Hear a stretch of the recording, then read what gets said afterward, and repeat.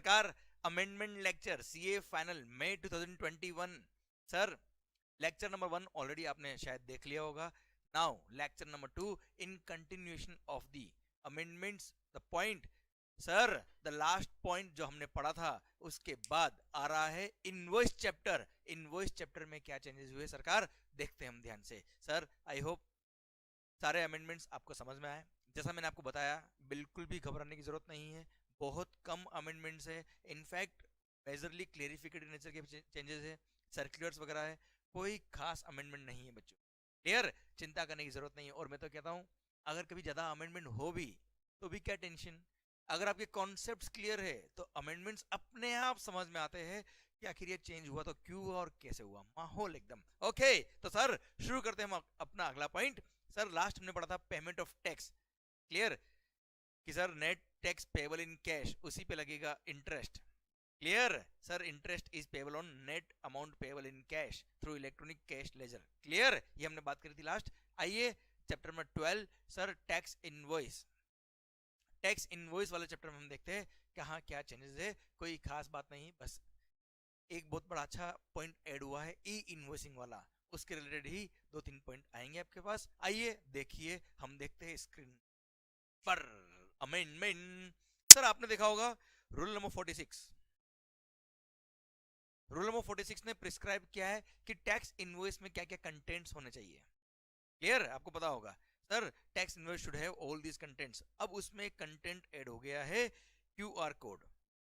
Point number Q add कर दिया है सर, कंटेंट्स इन टैक्स इनवॉइस क्यूआर कोड। मिला आपको बच्चों? ओके माहौल। सरकार क्विक रेस्पॉन्स कोड, आपको टैक्स इनवॉइस जो आप इश्यू करेंगे उसके लिए पॉइंट नंबर क्यू जो ऐड हुआ है, कंटेंट्स में क्या क्या लिखना है इनवॉइस में।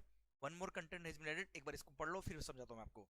QR code, quick response code having embedded invoice reference number IRN in it in case invoice has been issued in the manner prescribed under सब rule number 4 of rule number 48। मतलब आपको पहले rule number 48 sub rule number 4 देखना होगा। Clear, जो हम बात करने वाले अभी टैक्स इनवॉइस के रिगार्डिंग।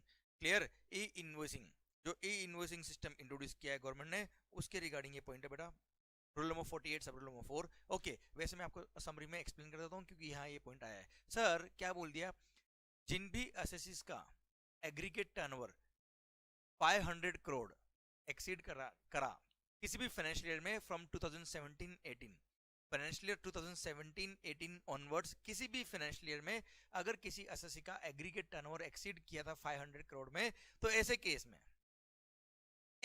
में that assessee will issue e-invoice if he is raising the invoice to registered person, means B2B अगर invoice raise कर रहा है, या फिर supplies made for exports उसके लिए अगर बिल इशू किया है तो e-invoice इशू करना है इंस्टेड ऑफ फिजिकल। क्लियर, अब सर उस e-invoice के केस में सर क्या होगा, अच्छा e-invoice ऐसा नहीं कि गवर्नमेंट की वेबसाइट पे जाके आपको इनवॉइस जनरेट करना पड़ेगा, ऐसा नहीं है। जो आपके सॉफ्टवेयर से इनवॉइस बनता है वही बनेगा, कोई दिक्कत नहीं है। अब उसकी डिटेल्स आपको, एक इनवॉइस का जो अलग से गवर्नमेंट ने एक वेबसाइट बनाई है www.einvoice1.gst.gov.in, इस तरह की वेबसाइट्स बनाई है सब। फिर ऐसी 10 वेबसाइट्स बनाई है गवर्नमेंट ने, einvoice.gov.in, einvoice1.gst.gov.in, इस तरह की बेटा। क्लियर, 10 वेबसाइट्स बनाई है। यहाँ जाके आप क्या करेंगे सर, अपने इनवॉइस की इंफॉर्मेशन पंच करेंगे सर इनवॉइस रिपोर्टिंग पोर्टल पे। क्लियर, आईआरपी बोलते हैं, इनवॉइस रिपोर्टिंग पोर्टल पे जाके आप इनवॉइस पंच करेंगे आपका। देन वो क्या करेगा, उस इनवॉइस जैसे ही आप उस पर पंच कर देंगे डिटेल्स, देन वो एक इनवॉइस रेफरेंस नंबर देगा, जनरेट करेगा। क्लियर, उस पर डिजिटली साइन होंगे आपके, and then QR code generate हो जाएगा। उस क्यूआर कोड में वो इनवॉइस रेफरेंस नंबर भी होगा बेटा। क्लियर, वो क्यूआर कोड आपके इनवॉइस पे होना चाहिए और वो क्यूआर कोड आपके इनवॉइस से प्रिंट करके क्लियर आप कस्टमर को अपना बिल दीजिए। Here, this is the fundamental here it. Okay, तो पॉइंट समझ में आपको मेरा ये। तो सर हम ई इनवॉइस का पॉइंट डिटेल में बात करने वाले हैं, अगला पॉइंट आने वाला है 1-2 पॉइंट बाद में। क्लियर, टैक्स इनवॉइस जिसको भी as per rule number 48 sub rule number 4 की तरह इनवॉइस इशू करना है, मतलब ई इनवॉइस जिनके लिए एप्लीकेबल है उन सबको, जिनके लिए ई इनवॉइस एप्लीकेबल है उन्हीं को क्यूआर कोड हैविंग एम्बेडेड, मतलब उसके अंदर आईआरएन मतलब इनवॉइस रेफरेंस नंबर होना चाहिए बेटा। क्लियर सर, क्यूआर कोड लगाना पड़ेगा जिसके अंदर इनवॉइस रेफरेंस नंबर होता है। Clear, on the tax invoice जिनको भी ई इनवॉइस इशू करने की रिक्वायरमेंट है। ओके डन, कोई खास बात नहीं, माहौल। सरकार then next amendment, tax invoice to have QR code. बेटा ये जो प्रोविजन है, नो डाउट मैंने बुक में दिया है आपको, यहाँ मार्किंग करके भी दिया, but this is not relevant for May 2021 exams. मतलब ये provision is regarding dynamic QR code. जिन एसएससी का एग्रीगेट टर्नओवर 500 करोड़ क्रॉस होता है या 500 करोड़ क्रॉस हुआ है in any of the financial year from 2017-18 onwards, तो उसको B2C जो इनवॉइस इशू करना है उसमें डायनेमिक कोड नंबर देना पड़ेगा, डायनेमिक क्यूआर कोड देना पड़ेगा उसको, सो दैट एसएससी जो कस्टमर है वो उस डायनेमिक क्यूआर कोड को स्कैन करके डायरेक्ट पेमेंट कर पाए। डिजिटल पेमेंट को प्रमोट करने के लिए ये स्कीम गवर्नमेंट लेके आया है, पर अभी इसको एप्लीकेबल नहीं किया है। This is not made effective till 31 अक्टूबर 2020। और आपको पता है all amendments which are made effective till 31st October 2020 are relevant for your exams। इसलिए नो डाउट गवर्नमेंट ने रूल तो इंट्रोड्यूस कर दिया पर इसको अब तक नोटिफाई नहीं किया, अब तक ये एप्लीकेबल नहीं किया, इसलिए this is not relevant for your examination purpose in May 2021 okay. No doubt मैंने बुक में दिया आपकी नॉलेज के लिए, अदरवाइज ये रिलेवेंट नहीं है। अभी डायनेमिक क्यूआर कोड के लिए आया है, ये डायनेमिक क्यूआर कोड वाला प्रोविजन एप्लीकेबल नहीं है, तो आप चाहे तो यहाँ मैंने मार्किंग करके आपको ध्यान रहेगा। Okay clear. एंड सर जो यहाँ पे मैंने बोला है क्यूआर कोड, ये अलग क्यूआर कोड है, ये ई इनवॉइस वाला क्यूआर कोड है, और यहाँ पे जो था वो डायनेमिक क्यूआर कोड वाला प्रोविजन है। डायनेमिक क्यूआर कोड B2C वाले इनवॉइस के केस में भी एप्लीकेबल नहीं हुआ है। ओके बेटा ओके। आइए सरकार अगले पॉइंट की तरफ बढ़ते हैं। कोई खास अमेंडमेंट नहीं हुआ है, पावर दिया गवर्नमेंट को, जो पावर दे रखा है HSN कोड के लिए डिपार्टमेंट को, देखिए ध्यान से, number of HSN digits required on tax invoice and class of registered persons not required to mention HSN, first provision rule number 46। देखिए यहाँ पे क्या लिखा हुआ है, बोर्ड मतलब CBIC को पावर दिया that on the recommendation of the GST council they may notify, by notification they may specify that the number of digits of HSN code for goods or services that a class of registered person shall be required to mention। क्या लिखा था, for such period as may be specified in this said notification। ये words को delete कर दिया क्योंकि इनका relevance नहीं ओके पर इससे कोई फर्क नहीं पड़ा आपकी एग्जामिनेशन पर्पस के लिए या एप्लीकेबिलिटी के पर्पस। सेकंड देखिए आप, CBSE चाहे तो स्पेसिफाई कर सकता है class of supply of goods और services for which specified number of digits of HSN code shall be required to be mentioned by all registered taxpayers। मतलब क्लास ऑफ गुड्स और सर्विसेज को notify करके बोल सकता है कि इनके लिए इतना HSN कोड मेंशन करना कंपलसरी, जो 8 डिजिट कोड होता है उसमें से इतने डिजिट्स आपको मेंशन करना पड़ेंगे, ऐसा पावर दे दिया। क्लियर। एंड लास्ट पावर जो ऑलरेडी था इनके पास, they can specify the class of registered persons that would not be required to mention HSN code for goods or services। they have the power to specify the class of registered persons who are not required to mention HSN code। Clear है, ये सब power पहले भी थे अभी भी ये बचा। ओके सर, तो मेजरली ये पॉइंट ऐड हुआ है, और जो आपको यहाँ पे दिख रहा है डिलीट हुए for such period as may be specified, for such period as may be specified in the notification, ये डिलीट किया है क्योंकि ऑपरेशनली इसका कोई इफेक्ट नहीं था इसलिए। ओके डन, तो कोई खास बात नहीं। प्लस अच्छा आपको पता है HSN code is 8 digit code, और अभी जिनका भी प्रीवियस फाइनेंशियल ईयर में annual turnover is less than और इक्वल टू 1.5 CR, उनको कोई HSN जरूरत नहीं है। मोर देन 1.5 CR है बट अप टू 5 CR है अगर टर्नओवर, तो 2 digit HSN code, first 2 digit chapter का नाम, चैप्टर का जो कोड होता है वो, एंड देन अगर annual turnover is more than 5 CR than 4 digit HSN code ही लिखना है। पर अमेंडमेंट हो गया है पर वो एप्लीकेबल नहीं है मई 21 के लिए, वो अमेंडमेंट भी मैंने यहाँ दिया। Clear sir. देखिए ध्यान से, यहाँ पे HSN कोड की रिक्वायरमेंट को चेंज कर दिया, डायरेक्ट 5 करोड़ और मोर देन 5 करोड़ की लिमिट के सर 4 डिजिट एंड 6 डिजिट कर दिया है, पर this is not relevant for May 21 exams. Clear, ये नोटिफाई हो गया आपके नॉलेज के लिए, मैंने यहाँ इंसर्ट कर दिया बुक के अंदर, but since it is not made effective till 31st October 2020 that's why this is not relevant for your exam। okay तो भी HSN कोड की रिक्वायरमेंट कितनी बेटा, वही कि अगर 1.5 CR तक टर्नओवर था प्रीवियस ईयर का आपका तो कोई HSN लिखने की जरूरत नहीं है। More than 1.5 crore but up to more than 1.5 crore but up to 5 CR अगर आपका टर्नओवर था प्रीवियस फाइनेंशियल ईयर में तो only 2 digits, and more than 5 crore was the turnover in last previous financial year, in the previous financial year, then in such case only 4 digit HSN code is required। यही अभी provision है और यही applicable. Okay done sir, ध्यान रखिएगा आपको उन्हीं amendments पे ध्यान देना है। मैं एग्जामिनेशन के पर्पज के लिए अमेंडमेंट लेक्चर ले रहा हूँ, प्रैक्टिकल लाइफ के हिसाब से नहीं ले रहा मैं ले रहा हूँ। हाँ, इनका जो अमेंडमेंट्स आपके लिए एप्लीकेबल है टिल जो एप्लीकेबल हो गए टिल 31 अक्टूबर, वो प्रैक्टिकल लाइफ से लिंक हो जाएंगे आपके। पर अगर 31 अक्टूबर के बाद अगर कोई चेंज हुआ है, कोई अमेंडमेंट हुआ है जो एग्जामिनेशन के लिए रिलेवेंट नहीं है, तो मैं उसका डिस्कशन अभी नहीं करूंगा, अननेसेसरी आपको एग्जामिनेशन में कंफ्यूजन नहीं हो जाए बेटा। ओके, सो 31 अक्टूबर 2020 तक के अमेंडमेंट्स रिलेवेंट है आपके लिए जो एप्लीकेबल। ओके सर, आइए नेक्स्ट पॉइंट जो बड़ा अच्छा पॉइंट ऐड हुआ है सर, पॉइंट नंबर 6A मैंने यहाँ इंसर्ट किया, देखिए आप ध्यान से। ई invoice through government notified websites, E invoice through government notified websites, website one of the website का नाम मैं यहाँ लिख रहा हूँ www.einvoice1.gst.gov.in, क्लियर। और जैसे यहाँ पे मैंने लिखा ना बेटा वन, ऐसे ही 1 से लेके 10 नंबर तक गवर्नमेंट की वेबसाइट है, 10 वेबसाइट्स गवर्नमेंट ने लॉन्च करी है sir.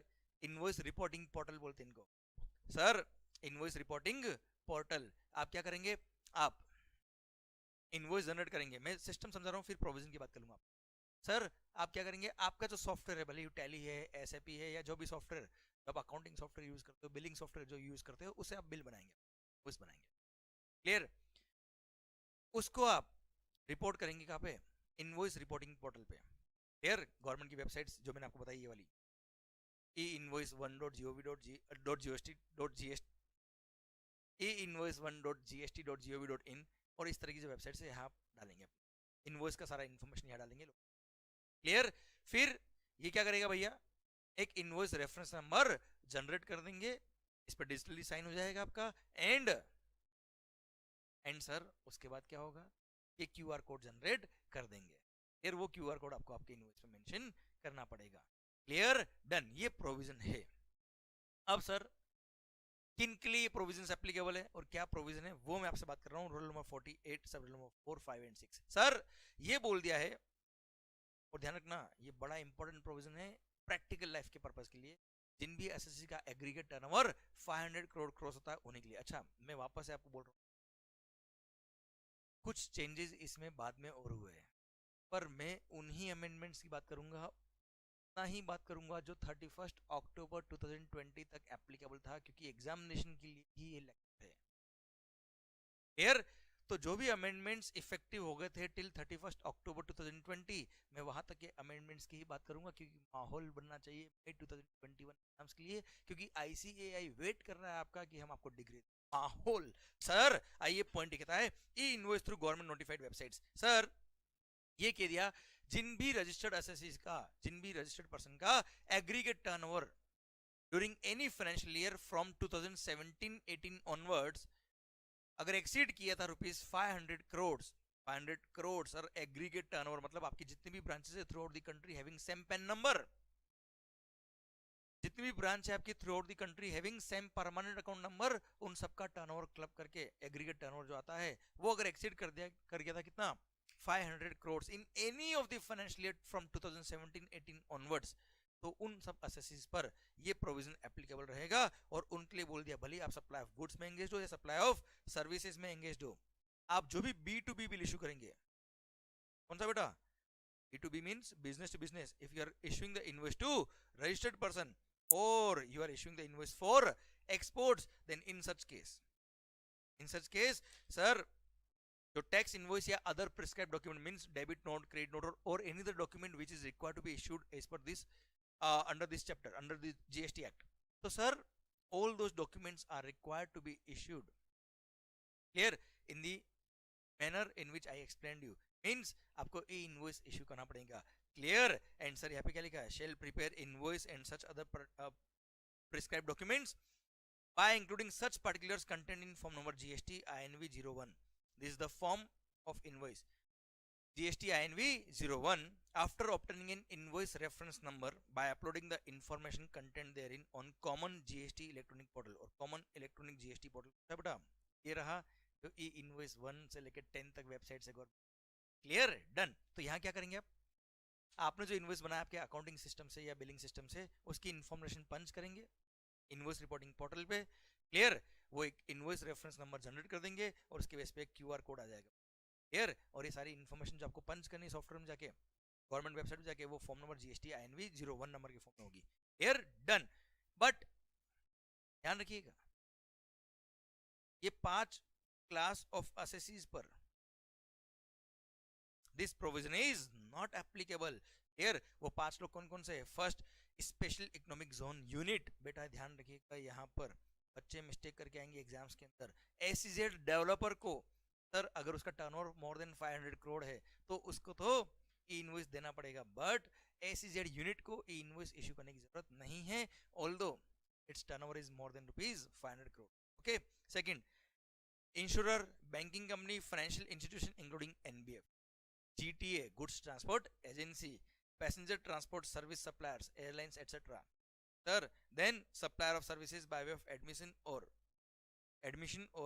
exhibition of cinematographic film cinematograph film in multiplex screen। मतलब अगर आप मूवी देखने जाएंगे, अभी तो कोरोना चल रहा है, स्क्रीन बंद है, पर जब भी आप जाएंगे तो सर उन थिएटर्स वालों को, मल्टीप्लेक्स स्क्रीन वालों को ई इनवॉइस देने की जरूरत नहीं है। Then passenger transport service, goods transport agency, banking company, financial institution including NBFC, insurance company, insurers and sir SEZ unit को ये प्रोविजन एप्लीकेबल नहीं है। और ध्यान रखना, बस ये प्रोविजन इंसर्ट किए हुए हैं सर, वो ये सिंपली ये बोलते हैं कमिश्नर को पावर दिया है sir. Commissioner is the power that on the recommendation of the GST council bye issue of notification it that commissioner may exempt a person or a class of registered persons from issuance of invoice under this sub rule। मतलब वो चाहे तो बोल सकता है कि साहब इन category of persons को ए इनवॉइस इशू करने की जरूरत नहीं है। वो चाहे तो पीरियड भी स्पेसिफाई कर सकता है कि इस पर्टिकुलर पीरियड के लिए उसको ए इनवॉइस इशू नहीं करना, सब्जेक्ट टू सर्टेन कंडीशंस और रेस्ट्रिक्शंस इसमें भी specified. Okay, it means simply commissioner has the power to exempt certain class of persons from the applicability of this provision, subject to he may impose certain conditions, etc. Okay, second, very important, okay, this is very important. It says that further, as per rule number 48 sub rule number 5 of the CGST rules, if any person to whom sub rule number 4 applies issues any invoice in any manner other than the manner specified in the said sub rule, in such invoice shall not be treated as an invoice। very important term, means जिनके लिए भी ये provisions applicable उनको compulsorily follow करना है। मतलब जिनको ई invoice issue करना कंपलसरी, वो ई इनवॉइस ही इशू करेंगे। उन्होंने अगर ई इनवॉइस इशू नहीं किया तो जो भी डॉक्यूमेंट उन्होंने इशू किया, नॉर्मल बिल जो उन्होंने इशू किया, उसको इनवॉइस मानेंगे ही नहीं। और पता है आपको, अगर उसको इनवॉइस नहीं मानेंगे तो जो सप्लायर है जिसने इस तरह का बिल इशू किया है इंस्टेड ऑफ ई इनवॉइस, उसको तो पेनल्टी लगेगी लगेगी। रेसिपिएंट के लिए बहुत भारी काम हो जाएगा। रेसिपिएंट B2B इनवॉइस है बेटा, ये recipient is registered person and he will not be eligible to get any input tax credit on the basis of that invoice. क्योंकि अगर जिसके लिए ई इनवॉइस एप्लीकेबल है उसने ई इनवॉइस इशू नहीं किया, नॉर्मल बिल इशू कर दिया, तो उसको इनवॉइस ही नहीं मानेंगे। एंड आपको पता है section number 16 sub section 2 first condition क्या बोलती है? रेसिपिएंट को क्रेडिट मिलेगा। फर्स्ट कंडीशन क्या है? He must be in the position of a tax invoice और डेबिट नोट और एनी अदर प्रिस्क्राइब्ड डॉक्यूमेंट। और अगर उसके पास इनवॉइस नहीं हुआ, भले वो एक्चुअली टैक्स इनवॉइस है, but that will not be treated as tax invoice in case if he was supposed to issue the e invoice. Clear? तो रेसिपिएंट को क्रेडिट भी नहीं मिलेगा, बहुत भारी इंप्लीकेशन है इसका बेटा। Okay, done. And last point कहता है sir since e invoice issue कर रहे हो तो डुप्लीकेट कॉपी, ट्रिप्लीकेट कॉपी, इसमें बिल इशू करने की जरूरत है ही नहीं। Further as per rule number 48 sub rule number 4 of the CGST rules, the provisions of sub rule number 1 and 2 जो हमने पढ़ा, that is issue of invoice in triplicate और duplicate copies shall not apply to an invoice prepared in the manner specified in सब rule 4। It means जिन्होंने भी ई invoice issue किया उनको लिए डुप्लीकेट कॉपी और ट्रिप्लीकेट कॉपी पे बिल इशू करने की जरूरत नहीं है, लोड वाली। ओके, क्योंकि पता है सर ट्रांसपोर्टर जब गुड्स ट्रांसपोर्ट करेगा ना बेटा, तब जब ईवे बिल उसके पास होगा, उस ईवे बिल में भी ये टैक्स इनवॉइस फिजिकल कॉपी नहीं होगी, चलेगा वो क्यूआर कोड जो होगा ना उसके पास, इलेक्ट्रॉनिक फॉर्म, उसी से उसका काम चल जाएगा। टैक्स इनवॉइस हाथ में होने की जरूरत नहीं है। Here while transporting the goods, officer ने अगर गाड़ी रोकी, चेक किया तो क्यूआर कोड स्कैन करेगा, everything is on his screen, fine, माहौल ऑन।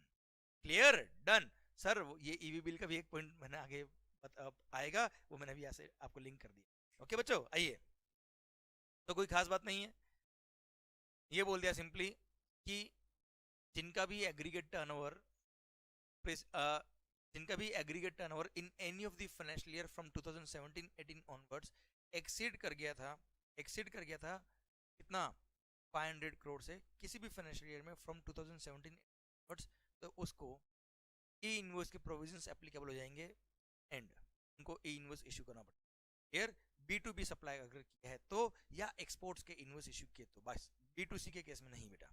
ओके, और 5 एसएससीज को ये एप्लीकेबल नहीं है। SEZ unit, insurer, banking company, financial institution including NBFC, sir then sir passenger transport service जो प्रोवाइड कर रहा है, goods transport agency and multiplex screen में जो मूवीज एग्जिबिट कर रहे हैं उनको टिकट पर ई इनवॉइस, टिकट की जगह ई इनवॉइस इशू करने की जरूरत नहीं है।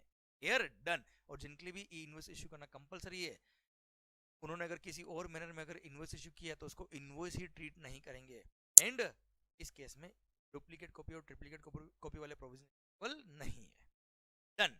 आइए सरकार, अगले अमेंडमेंट की तरफ बढ़ते हैं हम। बस इतना ही अमेंडमेंट था इनवॉइस चैप्टर में, आगे हम रिटर्न्स वाले चैप्टर में। अब हम, अरे रिटर्न्स अंडर जीएसटी, आपको पता है क्या जीएसटीआर 1 सबमिट करना पड़ता है, statement of outward supply sir monthly file करना पड़ता है। ड्यू डेट क्या है, 10th of the next month पर जिन भी एसएससी का turnover is up to rupees 1.5 crore, कितना बेटा 1.5 करोड़ है, अगर एग्रीगेट टर्नओवर ऑफ गुड्स और सर्विसेज और both is up to rupees 1.5 crore, तो ऐसे केस में आपको पता है उनको ऑप्शन दिया है, उन एसएससीज को बोल दिया है कि सरकार आप चाहे तो क्वार्टरली जीएसटीआर 1 सबमिट कर सकते हो, और क्वार्टरली सबमिट जब करेंगे तो ऐसे केस में क्वार्टर कौन सा रहे, समझ रहे हो मेरी बात सर, घूम लो या झूम लो वाला क्वार्टर नहीं sir, quarter means January February March April May and so okay, they will file their GSTR 1 on quarterly basis. और हाँ, क्वार्टरली जो फाइल करना उनको, वो फैसिलिटी मार्च 2021 तक एक्सटेंड कर दी, मार्च 2021 तक एक्सटेंड कर दी है facility of issuing the invoice on facility of filing the GSTR 1 on quarterly basis। Clear. 4 sir यहाँ तक तो आपने ऑलरेडी पढ़ा होगा बेटा, ये 2 पॉइंट और ऐड कर दिए कि अक्टूबर 20 से दिसंबर 20 का due date of filing of GSTR 1 होगा 13th ऑफ जनवरी, मतलब नॉर्मली क्या था 10th of the next month, पर इनके लिए 13 जनवरी कर दिया। देन इस पर्टिकुलर क्वार्टर के लिए जनवरी 21 से मार्च 21 के लिए 13 April 2021 is the due date of filing the GSTR 1, जिनको भी क्वार्टरली सबमिट कर, और जिनका भी टर्नओवर 1.5 करोड़ एक्सीड कर रहा था उनके लिए मंथली जीएसटीआर 1 सबमिट करना पड़ेगा, और मंथली उनके लिए ड्यू डेट क्या होगी, एक दिन एक्स्ट्रा दिया था, आपको बताया था, मैंने पढ़ाया था sir 11th of the next month is the due date, means जनवरी मंथ की बात करें तो जनवरी 2021 का due date of filing GSTR 1 क्या होगा 11 फरवरी। माहौल सर, क्लियर, डन। सो ये फैसिलिटी उनको 11 तारीख तक 11 तारीख तक रिटर्न फाइल करना है, एवरी मंथ खत्म होने के बाद एक दिन जो एक्सटेंड किया है मार्च 2021 तक फैसिलिटी दे दी। पहले ये फैसिलिटी थी अब तक सितंबर 2020 तक ही थी बेटा, सितंबर 2020 तक ये फैसिलिटी थी, उसको बढ़ा के मार्च 2021 कर दी, है ना, मतलब मार्च 2021 तक, मार्च 2021 तक sir you can file your GSTR 1 till 11th of the next month, जिनके भी aggregate turnover more than 1.5 crore. And sir जिन्होंने भी क्वार्टरली जीएसटीआर 1 सबमिट करने का ऑप्शन लिया हुआ है के लिए sir 13th January for this quarter and for March quarter 13th of April will be the due date. ऐसे मैं आपको बता देता हूँ बेटा, ये पॉइंट नो डाउट मैंने आपको पढ़ाया है, पर एग्जामिनेशन पर्पज के लिए, एग्जामिनेशन पर्पज के लिए ये due dates of filing GSTR 1 etcetera relevant नहीं होती है। एग्जाम पर्पज के लिए तो आपको यही ध्यान रखना है, जनरली जो जनरल प्रोविजन है रिटर्न फाइल करने का वो क्या है, every SSC is required to submit GSTR 1 on monthly basis and due date is 10th of the next month। Exam purpose के लिए यही याद रखना है, यही पढ़ना है बेटा, क्लियर। एग्जाम में आंसर इसी बेस पे देके आना है that 10th of the next month is the due date of filing GSTR 1, monthly GSTR 1 submit करना, okay। So again from examination purpose this point is again not relevant in my, okay। And sir come to the next point, come to the next point sir, yes sir, this is page number 411 sir शायद आपको ये जो pages मैं बता रहा हूँ आपको, आपने जब पेजेस देखे होंगे 46 पेजेस अमेंडमेंट्स के, तो एकदम डर लगा होगा, टेंशन है कि और इतना सारा। तो सर इतना सारा कुछ भी नहीं है। ये क्या है, 46 पेजेस पे अमेंडमेंट नहीं है। 46 पेज पे हो सकता है एक लाइन ही अमेंडेड हो। क्लियर? मैंने उन सब पेजेस को स्कैन करके दिया अपनी बुक का, जो जो पेज पे अमेंडमेंट था, सो दैट आपके पास जो एग्जिस्टिंग बुक है उसमें अमेंडमेंट मर्ज करने में आपको टाइम बिल्कुल भी नहीं लगे, और माहौल एकदम टेंशन फ्री काम आपका हो जाए। क्लियर? आपको कोई एक्स्ट्रा एफर्ट नहीं करने पड़ेंगे, डायरेक्टली लिंक हो जाएगा आपकी बुक से। Okay sir, page number 411 returns under GST.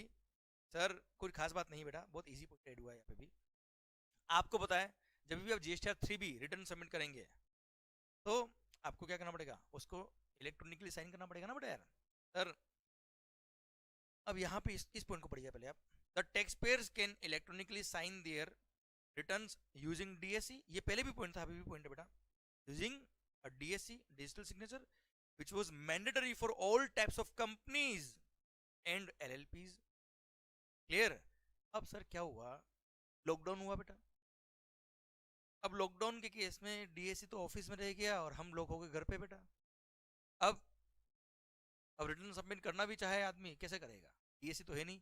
तो वो टेम्पररी पीरियड के लिए, ये कोविड-19 के, कोविड 2020 वो जो पीरियड चल रहा था उसके लिए टेम्पररी अलाउ किया कि ठीक है तुम ई साइन कर देना, मतलब ओटीपी बेस्ड वेरिफिकेशन कर देना तो भी काम हो जाएगा, डीएससी की जरूरत नहीं है।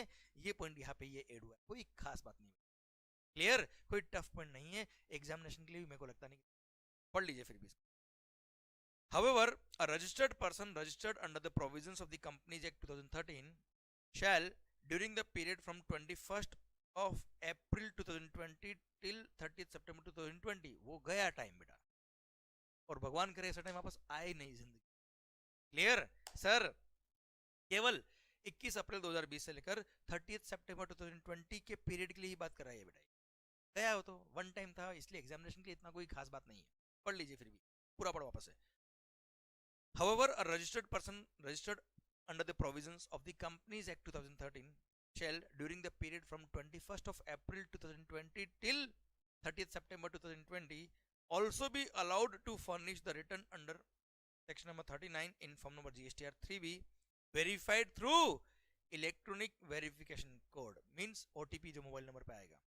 Further, such person shall, during the period from 27th of May to 30th September 2020, shall also be allowed to furnish the details of outward supplies in form number GSTR 1, sir, verified through electronic verification code, means whether it is GSTR 1 or GSTR 3B, through OTP based verification you can file the returns or statement of outward supply for this period instead of utilizing your C.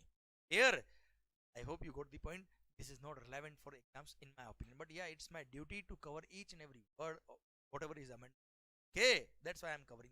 Okay, sir, next point, rule number 67A. This is a good point. Good, I can't say that this will come into the exams, or I am saying this is good. In practical life also it is good. Okay, that's why I'm saying. Which color? Okay, blue है, पानी पानी। Okay, sir, rule number 67A, माहौल, manner of furnishing of return or details of outward supplies by short messaging service facility. Sir कुछ नहीं किया है, simple.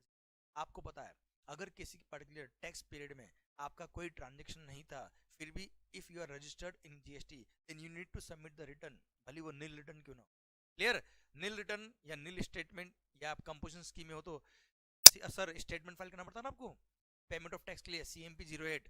Sir ये नील आपको स्टेटमेंट सबमिट करना पड़ता था, पर अब स्टेटमेंट नील हो या कुछ भी हो, आपको पोर्टल ओपन करके रिटर्न सबमिट करना पड़ेगा ना यार। तो एसएससी को उसका प्रोसीजर सिंप्लीफाई करने के लिए यहाँ पे बोल दिया कि आप आपके रजिस्टर्ड मोबाइल नंबर से अगर एक एसएमएस भेज देंगे नील रिटर्न का, तो भी हम मान लेंगे आपका नील रिटर्न सबमिट हो गया है। बस ये फैसिलिटी दी, अच्छी फैसिलिटी है, जनता के फायदे की फैसिलिटी, इसलिए मैंने कहा अच्छा पॉइंट है, बस खत्म हो गया। और क्या, पर एक एक्सप्लेनेशन ये बोलता है नील का मतलब नील होता है भैया, मतलब पूरे रिटर्न या स्टेटमेंट के किसी भी टेबल के किसी भी कॉलम में कोई भी एंट्री नहीं होनी चाहिए, उसको बोलते हैं नील स्टेटमेंट। ओके डन, पढ़ लीजिए इसको आप। Not with standing anything content. Sir मैंने देखो नोटिफिकेशन नंबर, डेट, किस दिन से एप्लीकेबल हुआ, वो सब याद करने की जरूरत।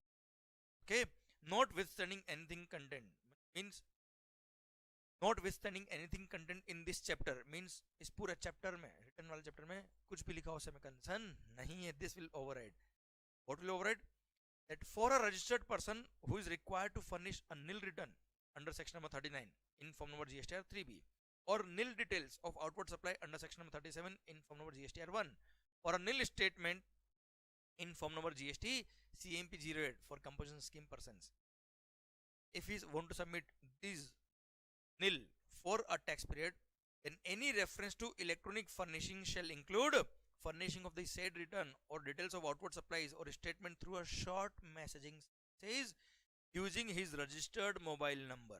दोस्त के मोबाइल नंबर से मत भेज देना ऐसे में, clear sir. Registered mobile number से शॉर्ट मैसेजिंग सर्विस के थ्रू भी आप रिटर्न सबमिट कर सकते हो, नील रिटर्न हुआ तो। And the said return or details of outward supplies or statement shall be verified by registered mobile number based one time password means OTP। Sir OTP आएगा, उसे वेरीफाई हो जाएगा और काम खत्म। क्लियर, इसलिए बोला दोस्त के मोबाइल से मत कर। सर एक्सप्लेनेशन मिलता है, for the purpose of this rule nil return, nil details of outward supplies or nil statement shall mean that, सारे कॉलम में कोई मतलब किसी भी कॉलम में कोई एंट्री नहीं होनी, सारे कॉलम नील होने। shall mean return under section number 39 or details of outward supplies under section number 37 or statement under rule number 62 CMP 08 जो होता है for a tax period that has nil or no entry in all tables the respective forms, that is GSTR 3B or GSTR 1 or C। Means आपके पूरे statement में return में कोई entry नहीं, इसको बोलेंगे नील रिटर्न। और ये नील रिटर्न अगर आपको सबमिट करना तो आप चाहे तो शॉर्ट मैसेजिंग सर्विस के थ्रू भी फाइल कर सकते हो, रजिस्टर्ड मोबाइल नंबर के थ्रू यूजिंग योर OTP, जो उस पे OTP आएगा मोबाइल नंबर पे वो सबमिट करेंगे तो वेरीफाई हो जाएगा। डन, कोई खास बात। अब सर क्विक टफ अमेंडमेंट्स है क्या यार, बहुत इजी ना, आपको बोला ना मैंने, लेक्चर 1 में भी बोला था कि बहुत इजी अमेंडमेंट्स है, बहुत टेंशन लेने की जरूरत नहीं है, मस्त होके पढ़ाओ। और कोई डरा है ना अगर अमेंडमेंट नाम से, डरने का नहीं। सर आइए अब हम आ गए कहाँ, पेज नंबर 417 जो एनुअल रिटर्न के रिगार्डिंग प्रोविजन है। सर कोई खास बात नहीं है सर, एनुअल रिटर्न आपने लास्ट टाइम भी पढ़ा था बेटा। Annual returns, every registered person is required to file annual return on or before 31st December after the end of the relevant financial year। पर आपने पढ़ा था 2018-19, देन सर 2017-18 और 2018-19 के लिए जिनका भी एग्रीगेट टर्नओवर 2 करोड़ क्रॉस करेगा, कितना 2 करोड़, उन्हीं को एनुअल रिटर्न फाइल करना है। क्लियर, यही पढ़ा था ना आपने। अरे यस या नो, और उस 2 करोड़ या उससे कम जिसका टर्नओवर उस पास ऑप्शन है, वो फाइल करे तो करे, नहीं करे तो ना करे। सेम ऑप्शन 2019-20 के लिए भी दे दिए, दैट्स इट, और कोई चेंज नहीं सर। मींस देख लीजिए, आप पढ़ लीजिए भले। The central government on the recommendation of the GST council has notified the registered persons whose aggregate turnover in a financial year does not exceed rupees 2 crores, जिनका टर्नओवर 2 करोड़ क्रॉस नहीं हुआ है, and who have not furnished the annual return before the due date, जिन्होंने annual return file नहीं किया तो उनको notify किया है as the registered, as the class of registered person who shall have the option, बस क्या होगा भैया, option to furnish the annual return, who shall have the option to furnish the annual return in respect of financial years 17-18, 18-19 ये तो पहले भी था, and 19-20 इस बार खास अमेंडमेंट ने क्या नहीं डन। हियर मैंने यहाँ लिखा भी है, this notification made this option available for financial year 19-20, that's it. मतलब 19-20 में भी का aggregate turnover up to ₹2 crore था, उनके लिए ऑप्शनल है कि वो चाहे तो एनुअल रिटर्न फाइल ना करें। देखो बेटा, रिटर्न एनुअल रिटर्न तो सबको फाइल करना पड़ता है। क्लियर, ये इन 3 साल के लिए ऑप्शन दिया 2 करोड़ की लिमिट।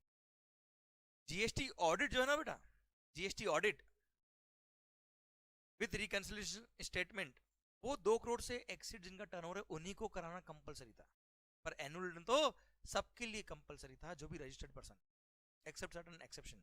इसलिए since every registered person was required to file annual return, इसलिए गवर्नमेंट ने अपना पावर यूज करके 2 करोड़ तक की लिमिट तक जिनका टर्नओवर है, एग्रीगेट टर्नओवर उनको बोल दिया ठीक है आप एनुअल रिटर्न फाइल करो तो भी ठीक है, नहीं करोगे तो भी चल जाए। Okay done. जीएसटी ऑडिट के केस में 2 करोड़ से ऊपर वालों को ही ऑडिट कराना था, पर ऑडिट एनुअल रिटर्न के केस में every registered person was required to submit annual return, इसलिए 2 करोड़ तक के टर्नओवर वालों को माफ कर दिया, जाओ भैया ऐश करो। आइए सर, हम आगे कहा जीएसटी ऑडिट में। जीएसटी ऑडिट में एक छोटा सा पॉइंट ऐड हुआ, अभी अभी मैंने बोला आपको कि सर जिनका भी एग्रीगेट टर्नओवर, जिनका भी एग्रीगेट टर्नओवर 2 करोड़ क्रॉस होता है उनको जीएसटी ऑडिट कराना कंपलसरी है। पर फॉर द फाइनेंशियल ईयर 2018-19 जिनका एग्रीगेट टर्नओवर 5 करोड़ क्रॉस होगा उन्हीं को जीएसटी ऑडिट कराना कंपलसरी था, ऐसा आपने लास्ट टाइम पढ़ा होगा। क्लियर? अभी भी है, अभी एक साल और ऐड कर दिया, 2019-20 भी ऐड कर दिया, बस और कोई चेंज नहीं। मीन्स सर ये बोल दिया कि 2019-20 और 2018-19 ये 2 फाइनेंशियल ईयर में जिनका भी एग्रीगेट टर्नओवर 5 करोड़ क्रॉस करेगा उन्हीं को जीएसटी ऑडिट करानी है, उन्हीं को जीएसटीआर 9C के फॉर्म में रिकंसिलिएशन स्टेटमेंट सबमिट करना है। क्लियर? जिनका टर्नओवर इससे कम है तो ऑडिट ना। हाँ, इसके बाद अगर कोई अमेंडमेंट हुआ तो मैं आपको नहीं पढ़ाऊंगा, 31 अक्टूबर तक अमेंडमेंट रिलेवेंट है। मैं आपको बता देता हूँ इन्फॉर्मेशन के लिए आपको कि जो अभी बजट पेश हुआ है इसमें तो जीएसटी ऑडिट के प्रोविजन को ही उड़ा दिया, डिलीट कर दिया सेक्शन को ही, मतलब जीएसटी ऑडिट उड़ा रहे हैं बेटा, भी एक्ट पास ऑन दो, अभी तो फाइनेंस बिल आया बेटा, ठीक है, पर वो अभी आपके एग्जाम्स के लिए रिलेवेंट नहीं है, तो मैं उतनी बात क्यों करूँ आपसे फालतू। अभी तो जो रिलेवेंट है वही बात करूंगा मैं आपसे एग्जाम्स के लिए, ठीक है, आप चाहे पढ़ना तो पढ़ लीजिए। However, every registered person whose aggregate turnover during the financial year 2018-19 and 19-20 exceeds rupees 5 crore shall get his accounts audited as per as specified under section number 35 subsection 5, and he shall furnish a copy of the audited annual accounts and a reconciliation statement duly certified in form number GSTR 9C for the said financial year। मतलब sir benefit to financial year 2019-20 भी दे दिए। Okay done, कोई खास बात नहीं done. ये देखो पूरा पेज खत्म हो, डरते हो कभी नहीं डरने का। Now coming to the last point of this chapter, returns under GST, special procedure for corporate debtors. आपने नाम सुना होगा सर, क्या? अरे sir insolvency and bankruptcy code का, जी हाँ बिल्कुल। तो उसके लिए क्या हेडिंग है देख लीजिए, तो उसका जीएसटी में इम्पैक्ट क्या है। एक वैसे नोटिफिकेशन तो बहुत बड़ा इशू हुआ था, सर्कुलर भी बहुत बड़ा इशू हुआ था, पर आईसीआई ने एक छोटा सा पार्ट आपके लिए रिलेवेंट पोर्शन दिया है, उतना ही डिस्कस करना, उतना ही। Special procedure for corporate debtors undergoing corporate insolvency resolution process ARP under the insolvency and bankruptcy code 2006, तो उसके लिए जीएसटी का प्रोसीजर क्या वो बात करना है। देखो आपको पता है अगर कोई भी कंपनी कोई भी पर्सन डिफॉल्ट करता है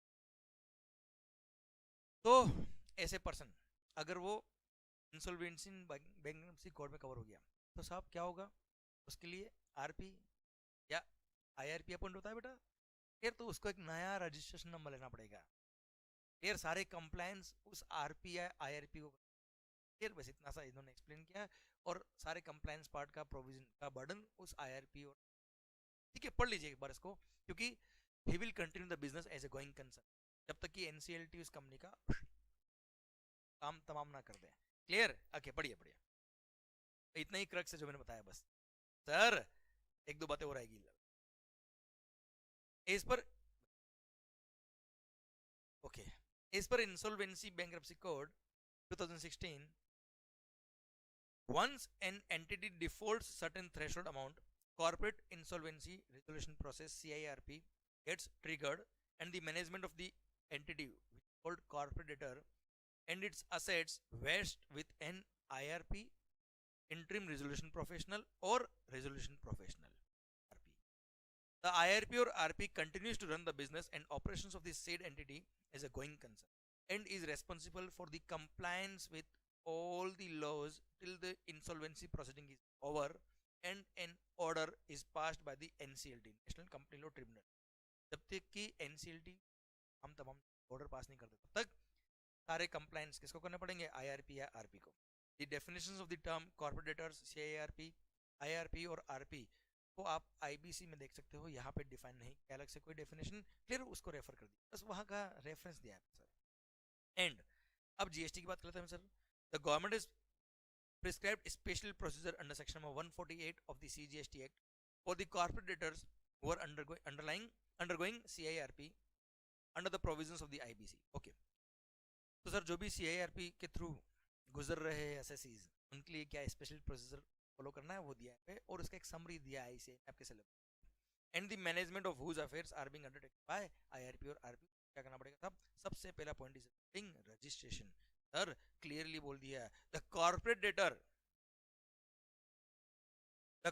debtor who is undergoing CIRP is to be treated as a distinct person of the corporate debtor and shall be liable to take new registration in each state or union territory where corporate debtor was registered earlier. मतलब जिन जिन states में जिन territories में आप already registered थे उन state में since अब IRP है RP ने सर काम संभाल लिया है तो अब उन सारी जगह पे आपको नए रजिस्ट्रेशन के लिए अप्लाई करना पड़ेगा सर IRP है RP को नए रजिस्ट्रेशन के लिए अप्लाई करना पड़ेगा एज अ डिस्टिंक्ट पर्सन और वो भी with in 30 days of the appointment of the IRP or RP or by 30th June 2020 whichever is late. तो 30 जून 2020 एक जब ये प्रोविजंस नए नए आए थे तब एक डेट दी थी कि ठीक है अब तक जिस नहीं अप्लाई किया 30 जून तक अप्लाई कर देना तो गई बेटा डेट अब तक ओके तो कुल मिला के 30 दिन के अंदर आपको अप्लाई करना पड़ेगा सर द IRP और RP will be liable to furnish returns make payment of taxes and comply with all the provisions of the GST law during the CIRP मतलब IRP और RP ही कंप्लाई करेंगे okay plus एक exemption दे दिया registration के लिए यहाँ बोल दिया कि हर स्टेट में आपको सेपरेट नंबर लेना पड़ेगा साहब in every state you need to apply for a separate और न्यू रजिस्ट्रेशन जहां जहां भी आप ऑलरेडी रजिस्टर्ड थे पर अगर कोई कॉर्पोरेट डेटर ऐसा है जिसने जीएसटी के सारे कंप्लायंस कर रखे कोई डिफॉल्ट नहीं कर रखा सर सारे रिटर्न्स वगैरह फाइल किए हुए कोई पेमेंट ड्यू नहीं उसका तो ऐसे पेमेंट ऑफ टैक्स तो ऐसे केस में सर IRP और RP को न्यू रजिस्ट्रेशन की जरूरत नहीं है क्योंकि वहां जीएसटी डिपार्टमेंट टेंशन फ्री है कि एसएससी इतना अच्छा है कि although he is undergoing CIRP पर जीएसटी कंप्लायंस पूरे कर रहा है ये पढ़ लीजिए यहाँ पे लिखा है However, corporate debtor or IRP or RP would not be required to take a fresh registration in those cases where statements in form number GSTR1 under section number 37 and returns in the form number GSTR3B under section number 39 of the CGST Act for all the tax periods देखिए ध्यान से for all the tax periods prior to the appointment of IRP और RP जब IRP और RP appoint हुआ उससे पहले वाला सारे टैक्स पीरियड के लिए सारे रिटर्न्स और सारे GSTR1 जितने भी थे वो सब submit have been furnished under the registration of corporate debtor clear sir already आपने फर्निश कर रखे थे जो अर्लियर एसएससी था जो कॉर्पोरेट डेटर उसने ऑलरेडी फर्निश किए थे तो ऐसे केस में नए रजिस्ट्रेशन की जरूरत नहीं है आइए लास्ट पॉइंट और पढ़ लेते हैं इसके regarding registration in case of change in IRP और RP में सरकार इन केस IRP और RP चेंज हो गया तो क्या नए रजिस्ट्रेशन के लिए अप्लाई करना पड़ेगा क्या फ्रेश रजिस्ट्रेशन के लिए वापस अप्लाई करना पड़ेगा एक क्वेश्चन है आंसर है नो और डिपार्टमेंट ने क्लेरिफाई किया कि नहीं सर ऐसे केस में न्यू रजिस्ट्रेशन की जरूरत नहीं है जो अमेंडमेंट ऑफ रजिस्ट्रेशन सर्टिफिकेट होता है अब मेयरली उसमें अमेंडमेंट के लिए अप्लाई कर देना इन रजिस्ट्रेशन और सर आपका अमेंडमेंट हो जाएगा आपको नए रजिस्ट्रेशन की जरूरत नहीं है और सिंस ये नॉन कोर फील्ड एरिया होता है तो आप जैसे ही अमेंडमेंट के अप्लाई करेंगे OTP आएगा वेरीफाई किया डन सरकार वो अमेंडमेंट हो जाएगा पढ़ लीजिए इसको further in cases where RP is not the same as IRP और मतलब RP अलग है और IRP अलग है और in cases where different IRP or RP is appointed midway during the insolvency process the change in the GST system may be carried out by an amendment in the registration form okay done no need of new registration changing the authorized signatory is a non-core amendment and does not require approval of tax authority आपको पता है बेटा authorized signatory का नाम अगर person change करना है तो आप डायरेक्ट OTP के थ्रू चेंज कर सकते हो अमेंडमेंट करोगे रजिस्ट्रेशन सर्टिफिकेट में एंड सर OTP के थ्रू वो वेरीफाई होके अमेंड हो जाएगा वहां टैक्स ऑफिसर की अप्रूवल की जरूरत नहीं होती non core field area sir however if the previous authorised signatory does not share the credentials मतलब वो पासवर्ड वगैरह आपको नहीं देता OTP वगैरह नहीं देता आपको with his successor then newly appointed person can get his details added through the jurisdictional authority as primary authorised signatory. मतलब लास्ट जो पर्सन था वो अगर झगड़ा कर रहा था मैं तो नहीं देता, क्लियर सर। तो ऐसे केस में क्या करने का, तो जीएसटी ऑफिसर आपकी हेल्प कर देगा कि ठीक है साहब ये लो, आप प्राइमरी ऑथराइज सिग्नेटरी बन गए, clear. The new registration by IRP और RP shall be required only once. नया रजिस्ट्रेशन तो एक बार ही करना पड़ेगा सर जब वो अपॉइंट होता था। And in case of any change in IRP और RP after initial appointment of the initial appointment under IBC, it would be deemed to be change of just authorized signatory, and it would not be considered as a distinct person on every such change after the initial appointment. इसलिए tension लेने की जरूरत नहीं है, clear। accordingly it has been clarified that such a change would need only change of authorized signatory, which can be done by the authorized signatory of the company who can add IRP or RP as new authorized signatory, or failing that it can be added by the concerned GST officer on request by IRP or RP। Done. मतलब कुल मिला के अगर Midway में कभी IRP या RP change हो रहा है तो नए रजिस्ट्रेशन की जरूरत नहीं है, क्लियर। मेनली अमेंडमेंट करेंगे in your certificate of registration और उसमें ऑथराइज्ड पर्सन की चेंज कर देंगे, क्लियर। OTP बेस्ड वेरिफिकेशन हो जाएगा, चेंज हो जाएगा। पर अगर प्रीवियस ऑथराइज सिग्नेटरी आपको क्रेडेंशियल्स मतलब लॉगिन आईडी पासवर्ड वगैरह OTP वगैरह नहीं देता है तो ऐसे केस में जीएसटी ऑफिसर की मदद लेके आप सर चेंज करवा सकते हो। और IRP और RP जो नया आया है वो जीएसटी ऑफिसर की हेल्प से अपना सर जीएसटी सर्टिफिकेट में अमेंडमेंट करवा देगा कंपनी का और वो authorise signatory. That's it, clear, done. कोई खास बात? Okay sir. आइए सरकार, मैंने एक और सर्कुलर ऐड किया है यहाँ पर, रूल नंबर 36 सब रूल नंबर 4। नाम तो सुना होगा आपने, तो याद आया क्या? प्रोविजनल बेसिस पर 10% तक का क्रेडिट एसएससी ले सकता है अगर जीएसटीआर 1 में कोई अमाउंट रिफ्लेक्ट नहीं करता। Clear sir. वैसे मैं आपको बता देता हूँ, ये सर्कुलर में पढ़ा रहा हूँ, आपको पढ़ाऊंगा, डिस्कस करूंगा, पर मुझे नहीं लगता कि एग्जामिनेशन पर्पज के रिलेवेंट रहेगा, क्योंकि अगेन ये कोविड 2020 जो आया था, कोविड 19 परसेंट 2020 में आया था, इसलिए मैंने 2020 बोला। Okay, I know very well Covid 19 sir. Point ये है, गुजर चुका हूँ सर उस दौर से मैं भी। सर पॉइंट मेरा आपसे ये कि any SSC can avail the tax credit on provisional basis. अगर आपके जीएसटीआर 2A में कोई क्रेडिट नहीं आ रही तो एलिजिबल क्रेडिट का 110% तक क्रेडिट आप ले सकते हो in particular tax period, clear. पर sir again for the months of February, colour change करें, for the month of February, March, April, May, June, July and August 2020, again particular months for a particular period। समझे? ये आगे काम नहीं आएगा provision, ये one time exercise थी। अब सिंस क्या तकलीफ हुई भैया सर, अब मान लो मैंने आपसे कुछ गुड्स या सर्विसेज परचेज किए, अब लॉकडाउन हो गया, now I want to avail the ITC. अब मैंने अपनी बुक्स में आईटीसी ले लिया सर, पर जब मैं अपना जीएसटीआर 2A देखता हूं उसमें वो इनवॉइस रिफ्लेक्ट ही नहीं कर रहा है। क्यों? क्योंकि आपके अकाउंटेंट साहब ऐसी जगह पे है जहां से वो वर्किंग नहीं कर सकते, और अब आप you are not able to file your GSTR 1। Government ने टाइम लिमिट का एक्सटेंशन दिया था उस टाइम, अब आप जीएसटीआर 1 सबमिट नहीं कर पाओगे, मेरे 2A में नहीं आएगा, मैं क्रेडिट नहीं ले पाऊंगा बेटा। अब 10% तो एक छोटा अमाउंट होता है यार, पूरे देश में लॉकडाउन था, पूरे देश के लोग सर रिटर्न फाइल नहीं कर पा रहे थे, अब मेरे को तो क्रेडिट चाहिए क्योंकि मेरा बिजनेस चल रहा था।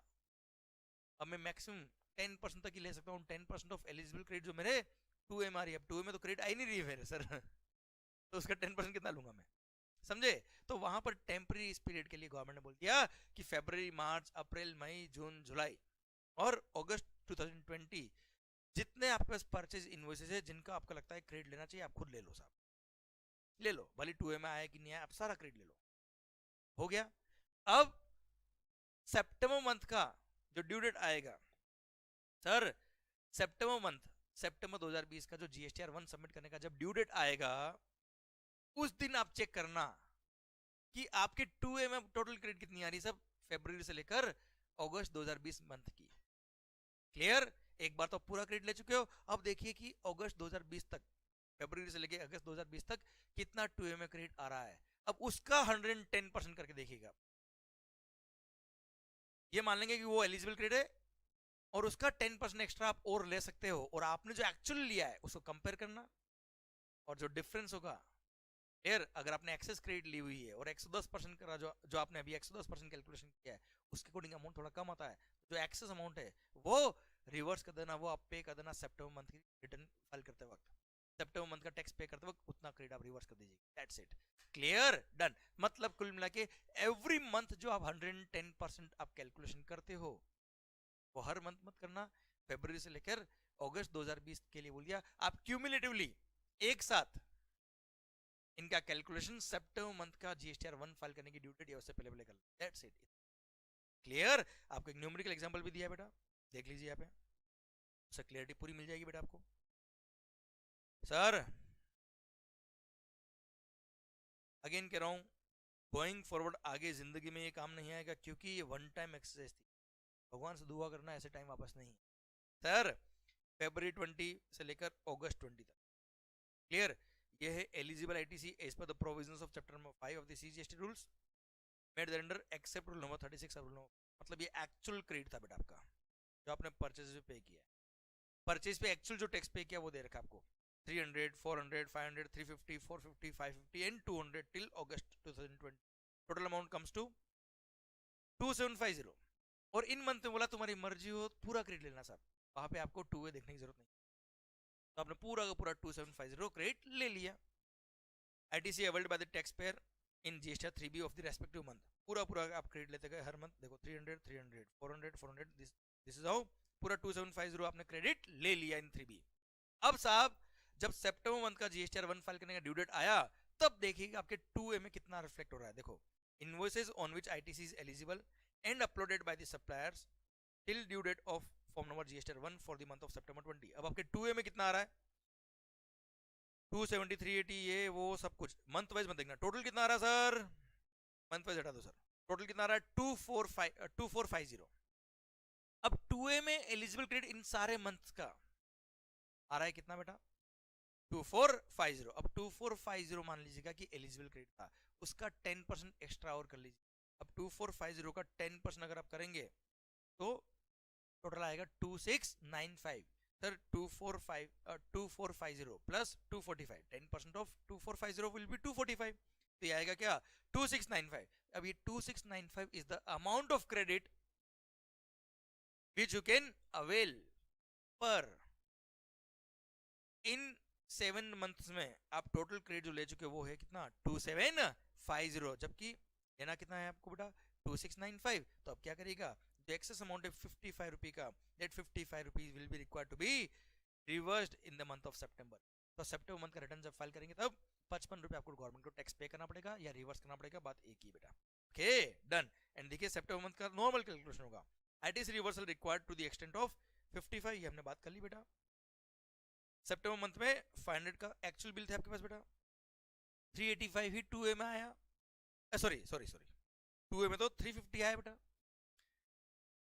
500 rupee was the actual tax paid as per invoices of purchases, पर आपके 2A में केवल 350 आ रहा है, तो आप केवल 385 ही ले सकते हो, क्योंकि 350 प्लस 10% ऑफ 350 35, 350 प्लस 35 385, इतना ही आप क्रेडिट ले सकते हो, तो आप क्या करेंगे, ये लास्ट टाइम पढ़ लीजिए बेटा, in form number GSTR 3B for the month of September 2020, the taxpayer shall avail ITC of 385, ये जो आया amount under table number 4A and would reverse ITC of rupees 55, ये 55 ये रहा यार, क्योंकि अगस्त मंथ तक, फरवरी से अगस्त मंथ तक आपने जो क्रेडिट लिया और 110% करके जो क्रेडिट आता है उसमें डिफरेंस था कितना 55 रुपये का, आपने 55 रुपये एक्स्ट्रा लिया था उसको रिवर्स कर देना, और सितंबर मंथ का क्रेडिट जो 385 बनता है वो यार डन, कोई खास बात नहीं। तो अल्टीमेटली क्या हुआ बेटा, फरवरी मार्च अप्रैल मई जून जुलाई अगस्त 2020 केवल एक साल के लिए, इन 7 मंथ्स में जो भी आपका एक्चुअल क्रेडिट था आप ले सकते थे रेस्पेक्टिव मंथ में,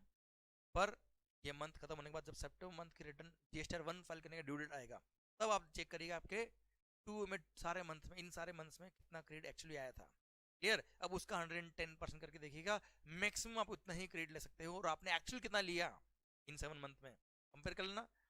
क्लियर? अगर आपने एक्सेस क्रेडिट लिया था तो आपको रिवर्स करना पड़ेगा बच्चों। क्लियर? और अगर आपने कम लिया था तो ओके, कम ही लीजिए, कोई दिक्कत नहीं।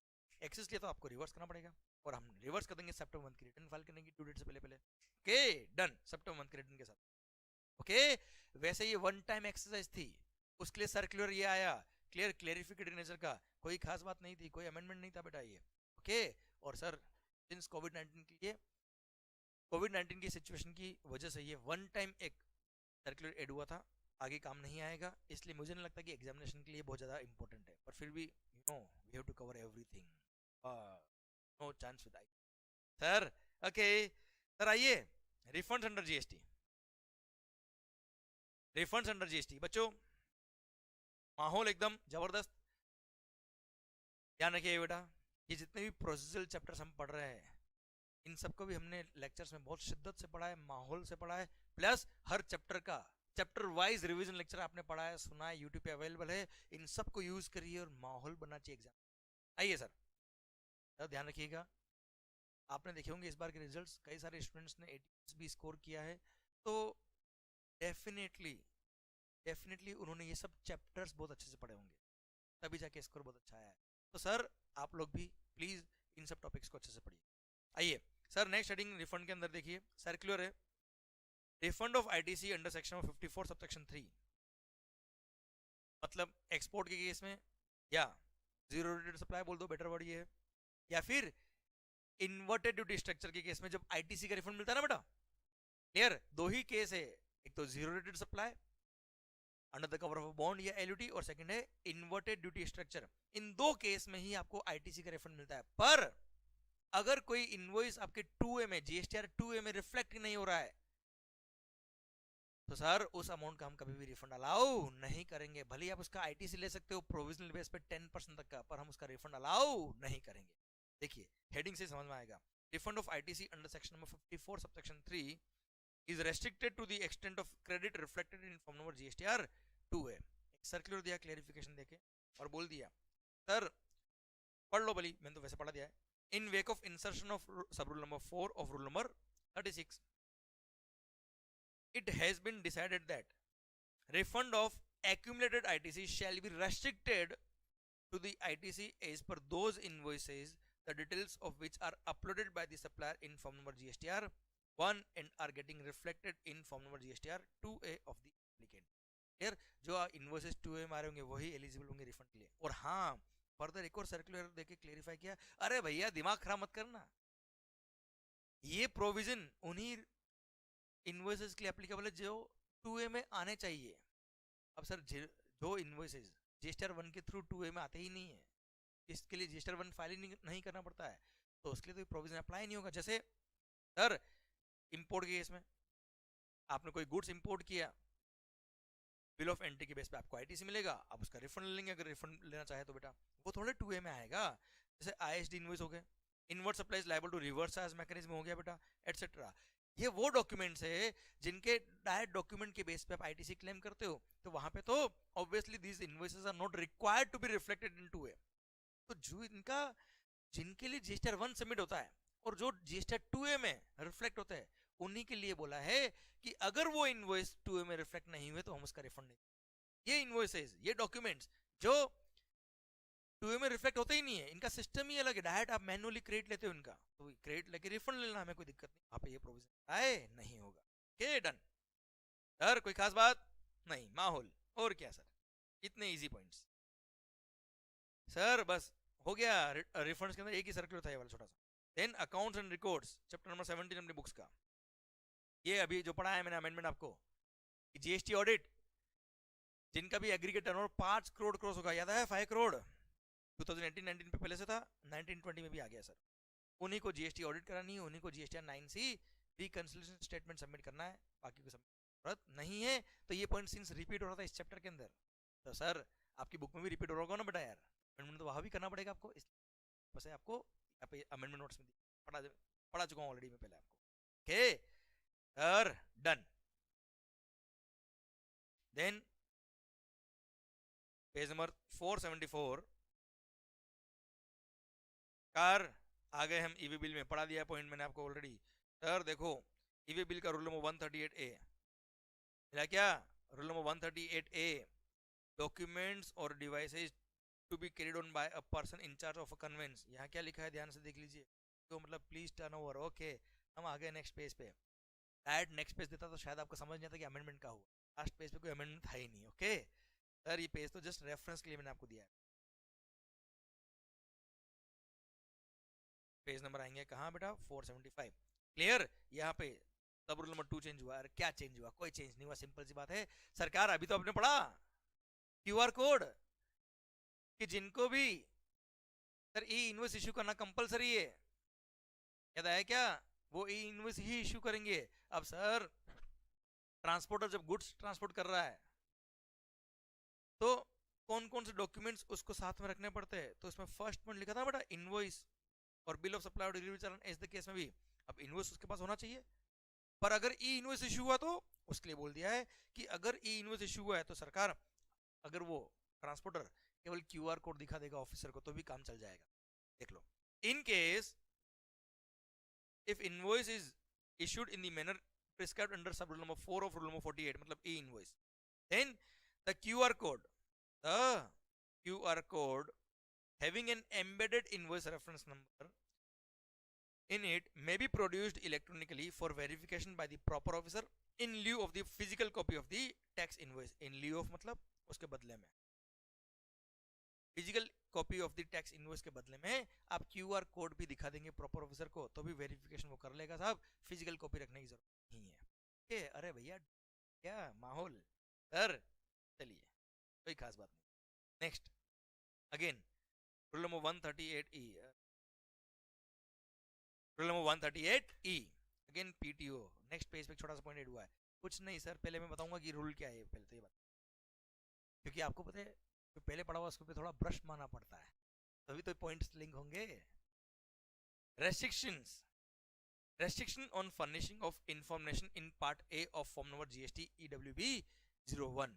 मतलब सर आपको पता था ना सर, रूल नंबर 138 में क्या लिखा था कि अगर कोई भी असेसी ने 2 कॉन्जिक्यूटिव क्वार्टर के लिए अगर कोई कंपोजिशन स्कीम में है तो CMP 08 अगर फाइल नहीं किया या GSTR नॉर्मल असेसी अगर है तो GSTR 3 भी 2 कॉन्जिक्यूटिव मंथ के लिए सबमिट नहीं किया या 2 कॉन्जिक्यूटिव पीरियड के लिए उसने GSTR 1 सबमिट नहीं किया तो ऐसे केस में उस असेसी के रेस्पेक्ट में ईवे बिल इश्यू नहीं हो पाएगा, भले वो रेसिपिएंट हो या वो सप्लायर हो।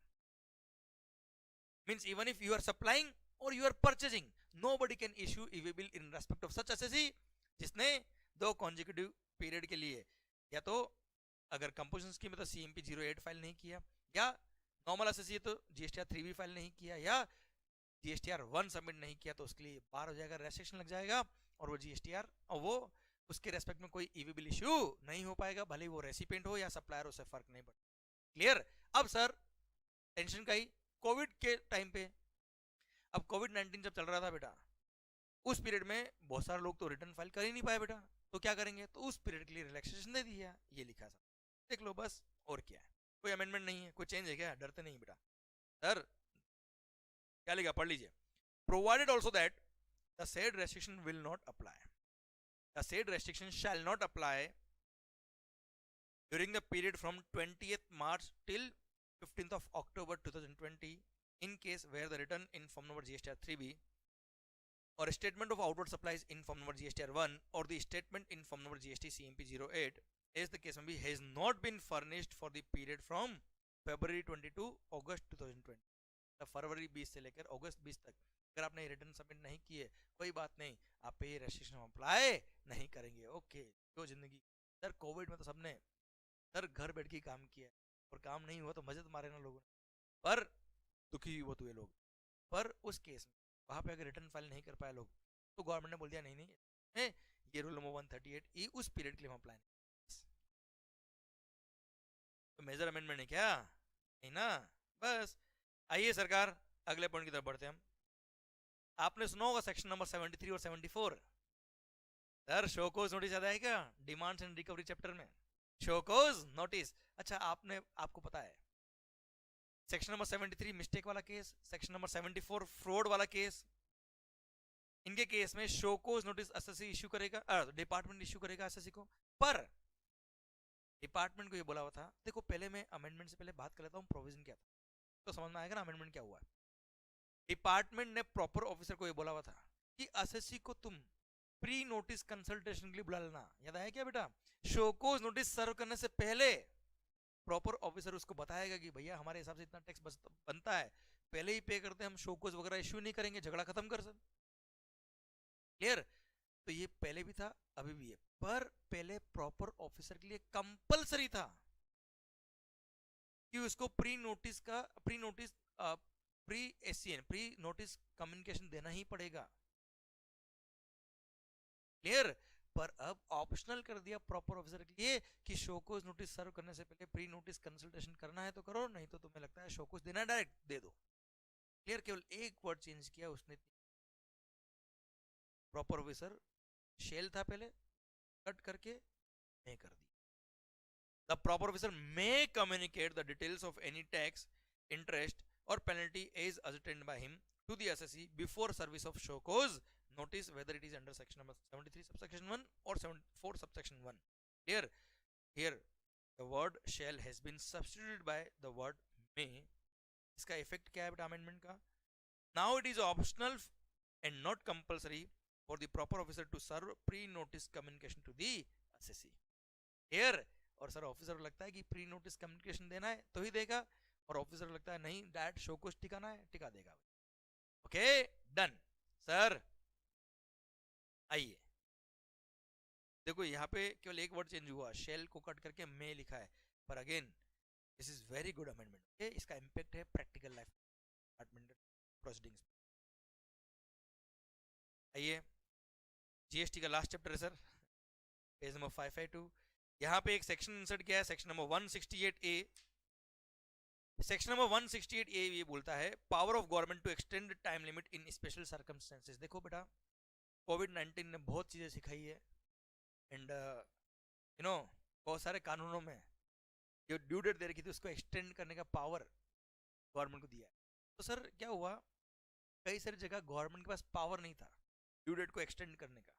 अब क्या करें ऐसे केस में? लॉकडाउन लग गया सर, अब एक्सटेंड करना भी कंपलसरी है, इसलिए सर स्पेशल ऑर्डिनेंस के थ्रू इस सेक्शन को लेके आए थे, बाद में इसको रेटिफाई कर दिया थ्रू फाइनेंस एक्ट।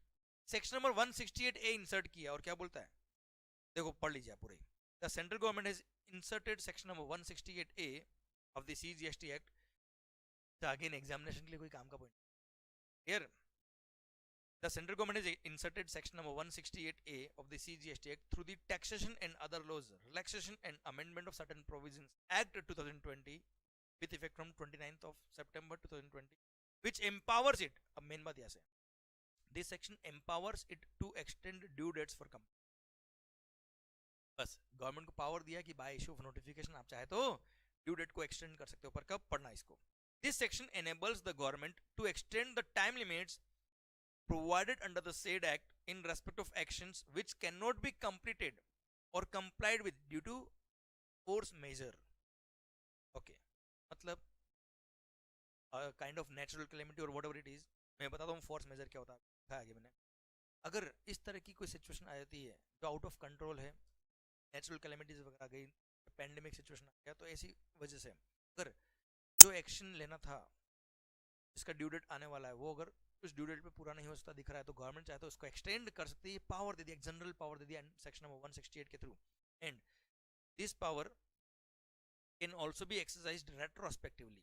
गवर्नमेंट चाहे तो इसको रेट्रोस्पेक्टिवली भी अप्लाई कर सकती है इस पावर को। Here force majeure means a case of war, epidemic, flood, drought, fire, cyclone, earthquake or any other calamity caused by the nature or otherwise affecting the implementation of the any of the provisions of this act। तरह की situation की वजह से अगर act के implementation में कोई दिक्कत आ रही है तो ड्यू डेट्स को एक्सटेंड करने की power government. New section had come if this new section जो 168 है, this new section had become effective from 31st March itself through an ordinance, special ordinance pass किया था गवर्नमेंट ने, passed by the government which is now given power through act। Section number 168 का power दे दिया।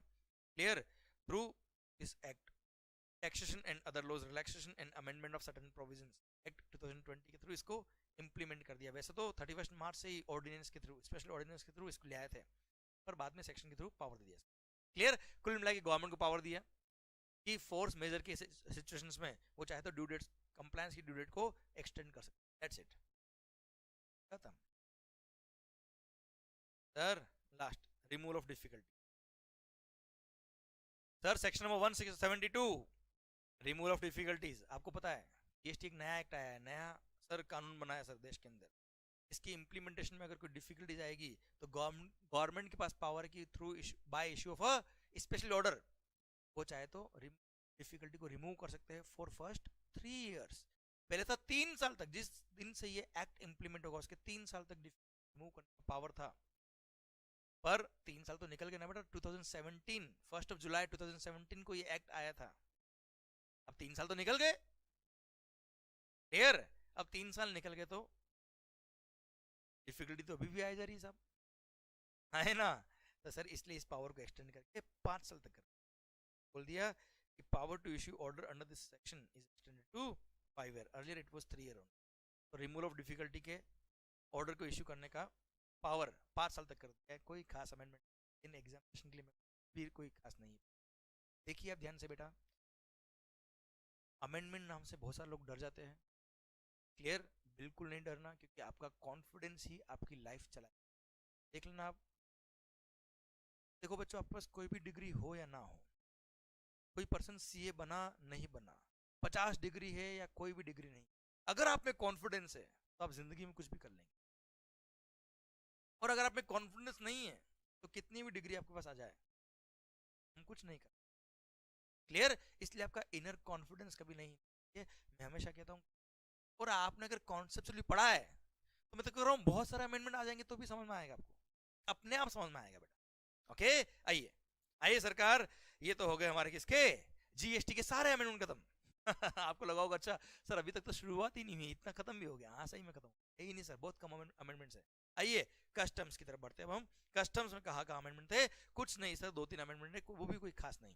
आइए, अरे कोविड-19 की सिचुएशन थी बेटा, 31 अक्टूबर तक गवर्नमेंट ही एक्टिव नहीं थी जीएसटी टैक्सेशन में, कहां से वो अमेंडमेंट करते? आओ सब सर, सेक्शन नंबर 47 आपको पता है, अच्छा याद है क्या, importation and exportation chapter under customs act. Sir custom में सिस्टम क्या है, जब भी आपको कस्टम क्लियरेंस कराना किसी गुड्स का, पहले कस्टम पे करो फिर गुड्स को क्लियर कराओ। पे फर्स्ट क्लियर लेटर। पर कुछ बड़े लोगों के लिए deferred payment of custom duty का सिस्टम दिया हुआ ना बेटा, है ना? सर उसमें क्या है, क्लियर फर्स्ट पे लेटर, तो वहां पे एक एसएससी को और ऐड कर दिया, एक एसएससी को और एलिजिबल कर दिया to get the benefit of deferred payment facility. Sir central government ने अलाउ किया है to make deferred payment of import duty, किस किस को? फर्स्ट पॉइंट तो पहले भी था, importer certified under authorised economic operator programme as AEO tier 2 and AEO tier 3, वो तो पहले भी थे बेटा। Second, authorised public undertakings, authorised public undertaking को भी एलिजिबल कर दिया डेफर्ड पेमेंट फैसिलिटी के लिए। अब ये ऑथोराइज्ड पब्लिक अंडरटेकिंग क्या होता है, इसको डिटेल्ड में आगे सर्कुलर के थ्रू एक्सप्लेन भी किया है, देखिए ध्यान से। एक्सप्लेनेशन देखिए, बोला for the purpose of this notification AEO means authorised economic operator and authorized public undertaking means authorized public undertaking approved by the Directorate of International Customs under the CBIC, Central Board of Indirect Taxes and Customs। अब sir इसको further explain करने के लिए आखिर ये authorised public undertaking क्या होता है उसको समझाने के लिए सर्कुलर दिया डिपार्टमेंट ने, वो भी मैंने आपको यहाँ देखिए दें। Extension of deferred payment of custom duty benefits to authorised public undertaking. अब ये ऑथोराइज्ड पब्लिक अंडरटेकिंग क्या होता है, क्या कंडीशन है, इसको बोलेंगे authorised public undertaking for the purpose of this provision. देखिए sorry, the facility of deferred payment of custom duty shall be available to public undertakings of central government and or state government which satisfy the following criteria। Central government या state government की undertakings जो ये following criteria satisfy करेगी उसको available होगी ये facility. First, it must be a government company, हो must be a government company as defined under the companies act 2013 or a statutory corporation, a department or an autonomous body owned and or controlled by either central government or state government. Okay sir, government company होना चाहिए, statutory corporation होना चाहिए बेटा, department होना चाहिए या autonomous body होना चाहिए, ओन्ड और controlled by central government or state government. Second, must possess a valid IEC code, importer exporter code होना चाहिए sir. Third, must be recommended for availing the said facility by an officer not below the rank of deputy secretary to the government of India or an officer of equivalent rank in the state government. सरकार deputy secretary of the central government या equivalent rank वाला जो है officer state government, वो recommend करना चाहिए इस company को कि नहीं साहब इसको डेफर्ड पेमेंट का फैसिलिटी दो, कोई दिक्कत नहीं. Then fourth, it must undertake to comply with the provisions of deferred payment of import duty rules. जो deferred payment of import duty rules दे रखे उसके प्रोविजंस को कंप्लाई तो करना ही पड़ेगा बेटा. Then it must adhere to the following legal compliance requirement. अब लीगल कंप्लायंस क्या बेटा? भैया ऑलरेडी चोर कंपनी को ही मान लो, फ्रॉडुलेंट केस चल रहे उस पर, क्या उसको डेफर्ड पेमेंट क्लियर फर्स्ट पे लेटर आएगा ही नहीं पेमेंट बाद में सर, तो उसके लिए बोला है it must adhere to the following legal compliance requirements. First, there should be no show cause notice issued to them during last 3 financial years. No SCN should be issued involving fraud, forgery, outright smuggling, clandestine removal of accessible goods, मतलब illegal remove किया आपने goods का, or cases where service tax or GST has been collected from the customer but not deposited to the government. customer से tax ले लिया और government को tax दिया ही नहीं, मजे ले लिए tax के बेटा पूरे. Second, there should be no case wherein prosecution has been launched. criminal case launch हो गया साहब, prosecution has been launched or is being contemplated against the applicant or its senior management. ऐसे लोगों को तो साहब deferred payment का हम देंगे ही नहीं. Third, if the ratio of disputed duty demanded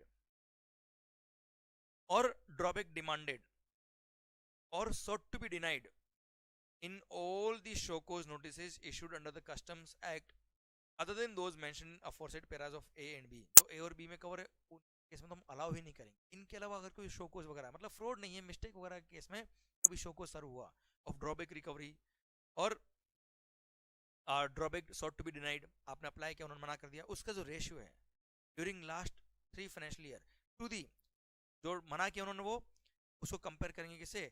total duty drawback paid, duty paid or drawback claimed during the said period is more than 10%. मतलब आपने मान लो 100 करोड़ के ड्रॉबैक के लिए अप्लाई किया लास्ट 3 साल में और आपको जो मना किया वो मोर देन 10%, मतलब 10 करोड़ से ज्यादा का अमाउंट है जो मना कर दिया उन्होंने, इज मोर देन 10%. तो ऐसे केस में review would be taken of the nature of the cases and decision would be taken on the issue or continuance of AEO status by the AEO programme manager. तो ऐसे case में review करेंगे और decision लेंगे कि इसको साहब effort payment का फैसिलिटी देना है कि नहीं देना. अगर मोर than 10% of the total duty paid या ड्रॉबैक का जो आपको टोटल अमाउंट मिला है उसका 10% से ज्यादा अमाउंट डिस्प्यूटेड है अभी भी here other than the cases of SCN issued in case number A और B. केस नंबर A और B के केस में तो हमेशा आपको अलाउ ही नहीं करेंगे. बाकी केसेस में अगर मिस्टेक वगैरह केस थे सर मैटर डिस्प्यूट में चल रहा है और मोर देन 10% अगर duty demand, more than 10% of duty paid or drawback given to you is under demand or under dispute, तो ऐसे केस में क्या हम रिव्यू करेंगे और फिर चेक करके बताएंगे कि आपको हम डेफर्ड पेमेंट का फैसिलिटी दे या ना दे. ओके, लास्ट में बोला है क्या? एक्सप्लेनेशन बोलता है अगर केस सोल्व हो गया तो खत्म matter. For the aforesaid Paris A, B and C, the cases where show cause notices have been dropped or decided in the favor of the applicant, assessee case जीत गया था भैया, चोर का है वो, by adjudicating or appellate authorities will not be considered. Cases में वो जीत गया है ऑब्वियसली उनको कंसिडर नहीं करेंगे. तो क्लियर हो गया ना केस बेटा? ठीक है सर. लास्ट पॉइंट बोलता है पॉइंट नंबर 2, जो भी एलिजिबल पब्लिक अंडरटेकिंग है जो हमने पढ़ा ये सारी कंडीशंस अगर सेटिस्फाइड है उसकी, the eligible public undertaking desiring to avail the facility of deferred payment of customs import duty shall apply to the principal commissioner or commissioner of DIC, Directorate of International Customs, CBIC in the prescribed form. Apply करेगा साहब कि मेरे को ये facility चाहिए, ऐसा नहीं घर आके बताएंगे लो आप फैसिलिटी ले लो साहब, ऐसा नहीं है, आपको अप्लाई करना पड़ेगा. After careful scrutiny of the application and satisfying himself that the applicant satisfies the eligibility criteria, वो ऑफिसर चेक करेगा कि ये एलिजिबिलिटी क्राइटेरिया फुलफिल करता कि नहीं करता. ओके साहब. द प्रिंसिपल कमिश्नर और commissioner DIC CBIC shall approve the applicant as authorized public undertaking. मतलब अगर उसको लगता है क्राइटेरिया पूरा करता है कोई दिक्कत नहीं तो वो अप्रूव कर देगा as authorised public undertaking eligible for availing the benefit of deferred payment of customs import duty. Okay साहब. The facility shall in the first instance be available for a period of only 2 year. Sir ध्यान रखिएगा authorised public undertaking को first 2 साल के लिए ही है, एक बार फैसिलिटी देंगे. which is extendable for a further period not exceeding 2 years at a time. मतलब इनिशियली 2 साल तक का उसको देंगे, फिर लगता है और सही है तो 2 साल तक का और एक्सटेंशन दे सकते हैं, फिर लगता है तो और दे सकते हैं 2 साल तक का extension. This is how it will be done. Further, at the time of granting approval, principal commissioner or commissioner shall update the details in customs automated system. Customs automated system में वो अपडेट कर देगा कि मैंने इसको allow किया है साहब. To enable the facility of deferred payment of duty to the assessee, and no other further action will be required by the authorized public undertaking in order to avail this facility. Clear? और कोई उसको किसी को apply करने की जरूरत नहीं है. क्लियर? तो कुल मिला के ऑथोराइज्ड पब्लिक अंडरटेकिंग को एलिजिबल कर दिया डेफर्ड पेमेंट सिस्टम के लिए, पर उसके लिए कुछ कंडीशंस लगा दी है ना.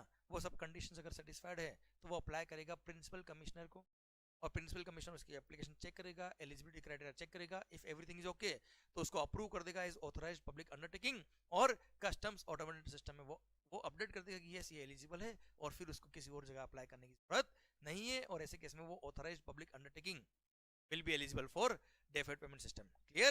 Done. आइए सर एक बात को, एक जो deferred payment of import duty rules 2016 थे, उसका रूल जो फर्स्ट रूल था रूल नंबर 4, उसको डिलीट कर दिया. वो रूल में क्या लिखा था बेटा, हेडिंग पढ़ लीजिए. Information about intent to avail benefit of notification. मतलब सर पहले ऐसा होता था कि जो भी एलिजिबल इंपोर्टर है डेफर्ड पेमेंट सिस्टम के लिए, उसको क्या करना पड़ता था, वो कस्टम्स पोर्ट के जुरिस्डिक्शनल ऑफिसर को अप्लाई करना पड़ता था कि साहब I want to opt for this facility. अब उसको अप्लाई करने की जरूरत नहीं है. क्लियर? डिलीट हो गया. रूल नंबर 4 क्या हो गया, डिलीट हो गया. देखो rule number 4 omitted by notification number 79 of 2020 of customs, मतलब non tariff, with effect from 19th of August, and rule number 5 to 8 have been renumbered as 4 to 7 respectively. 4 delete हुआ तो जो 5 था वो 4 बन गया. अकॉर्डिंगली रूल नंबर 8 तक, rule number 8 7 बन गया ना. अकॉर्डिंगली सारा रूल नंबर चेंज किया. तो एनालिसिस क्या है इसका, एनालिसिस दिया मैंने आपको. The implication of the omission of rule number 4 is that henceforth the approved AEO tier 2 or tier 3 or approved authorized public undertaking shall not be required to send any intimation regarding intent to avail the facility of deferred payment of customs import duty to the principal commissioner or commissioner of customs. Clear? And or commissioner of having jurisdiction over the port of the clear. हाँ है ना बेटा, उसको कोई intent भेजने की जरूरत नहीं है. वो एलिजिबल है, यस उसके लिए दरवाजे ओपन है, वो डेफर्ड पेमेंट सिस्टम ऑप्ट कर सकता है. क्लियर? डन. सरकार भारत माता की जय. ये खत्म होता है क्या, कस्टम के 2 अमेंडमेंट भी. आइए इसी चैप्टर में एक और पॉइंट था, अभी भी है. Section number 51A, payment through electronic cash ledger. जैसा जीएसटी में आपको पता है इलेक्ट्रॉनिक कैश लेजर और इलेक्ट्रॉनिक क्रेडिट लेजर, वैसे ही कस्टम्स ऑटोमेटेड सिस्टम भी डेवलप कर रहे हैं बेटा. ये पर आपको मैंने बताया था बेटा कि ये इलेक्ट्रॉनिक कैश लेजर वाला सिस्टम अभी तक इफेक्टिव नहीं हुआ है. ये इफेक्टिव होगा जब से गवर्नमेंट डेट अपॉइंट करेगी. अभी तक गवर्नमेंट डेट अपॉइंट नहीं किया. क्लियर? तो सर जैसे सेक्शन नंबर 51A था payments through electronic cash ledger, वैसे सेक्शन नंबर 51B भी इंट्रोड्यूस कर दिया.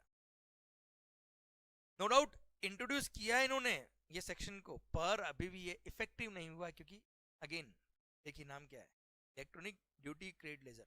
तो इलेक्ट्रॉनिक कैश लेजर था कस्टम्स का, अब तक नोटिफाई नहीं हुआ.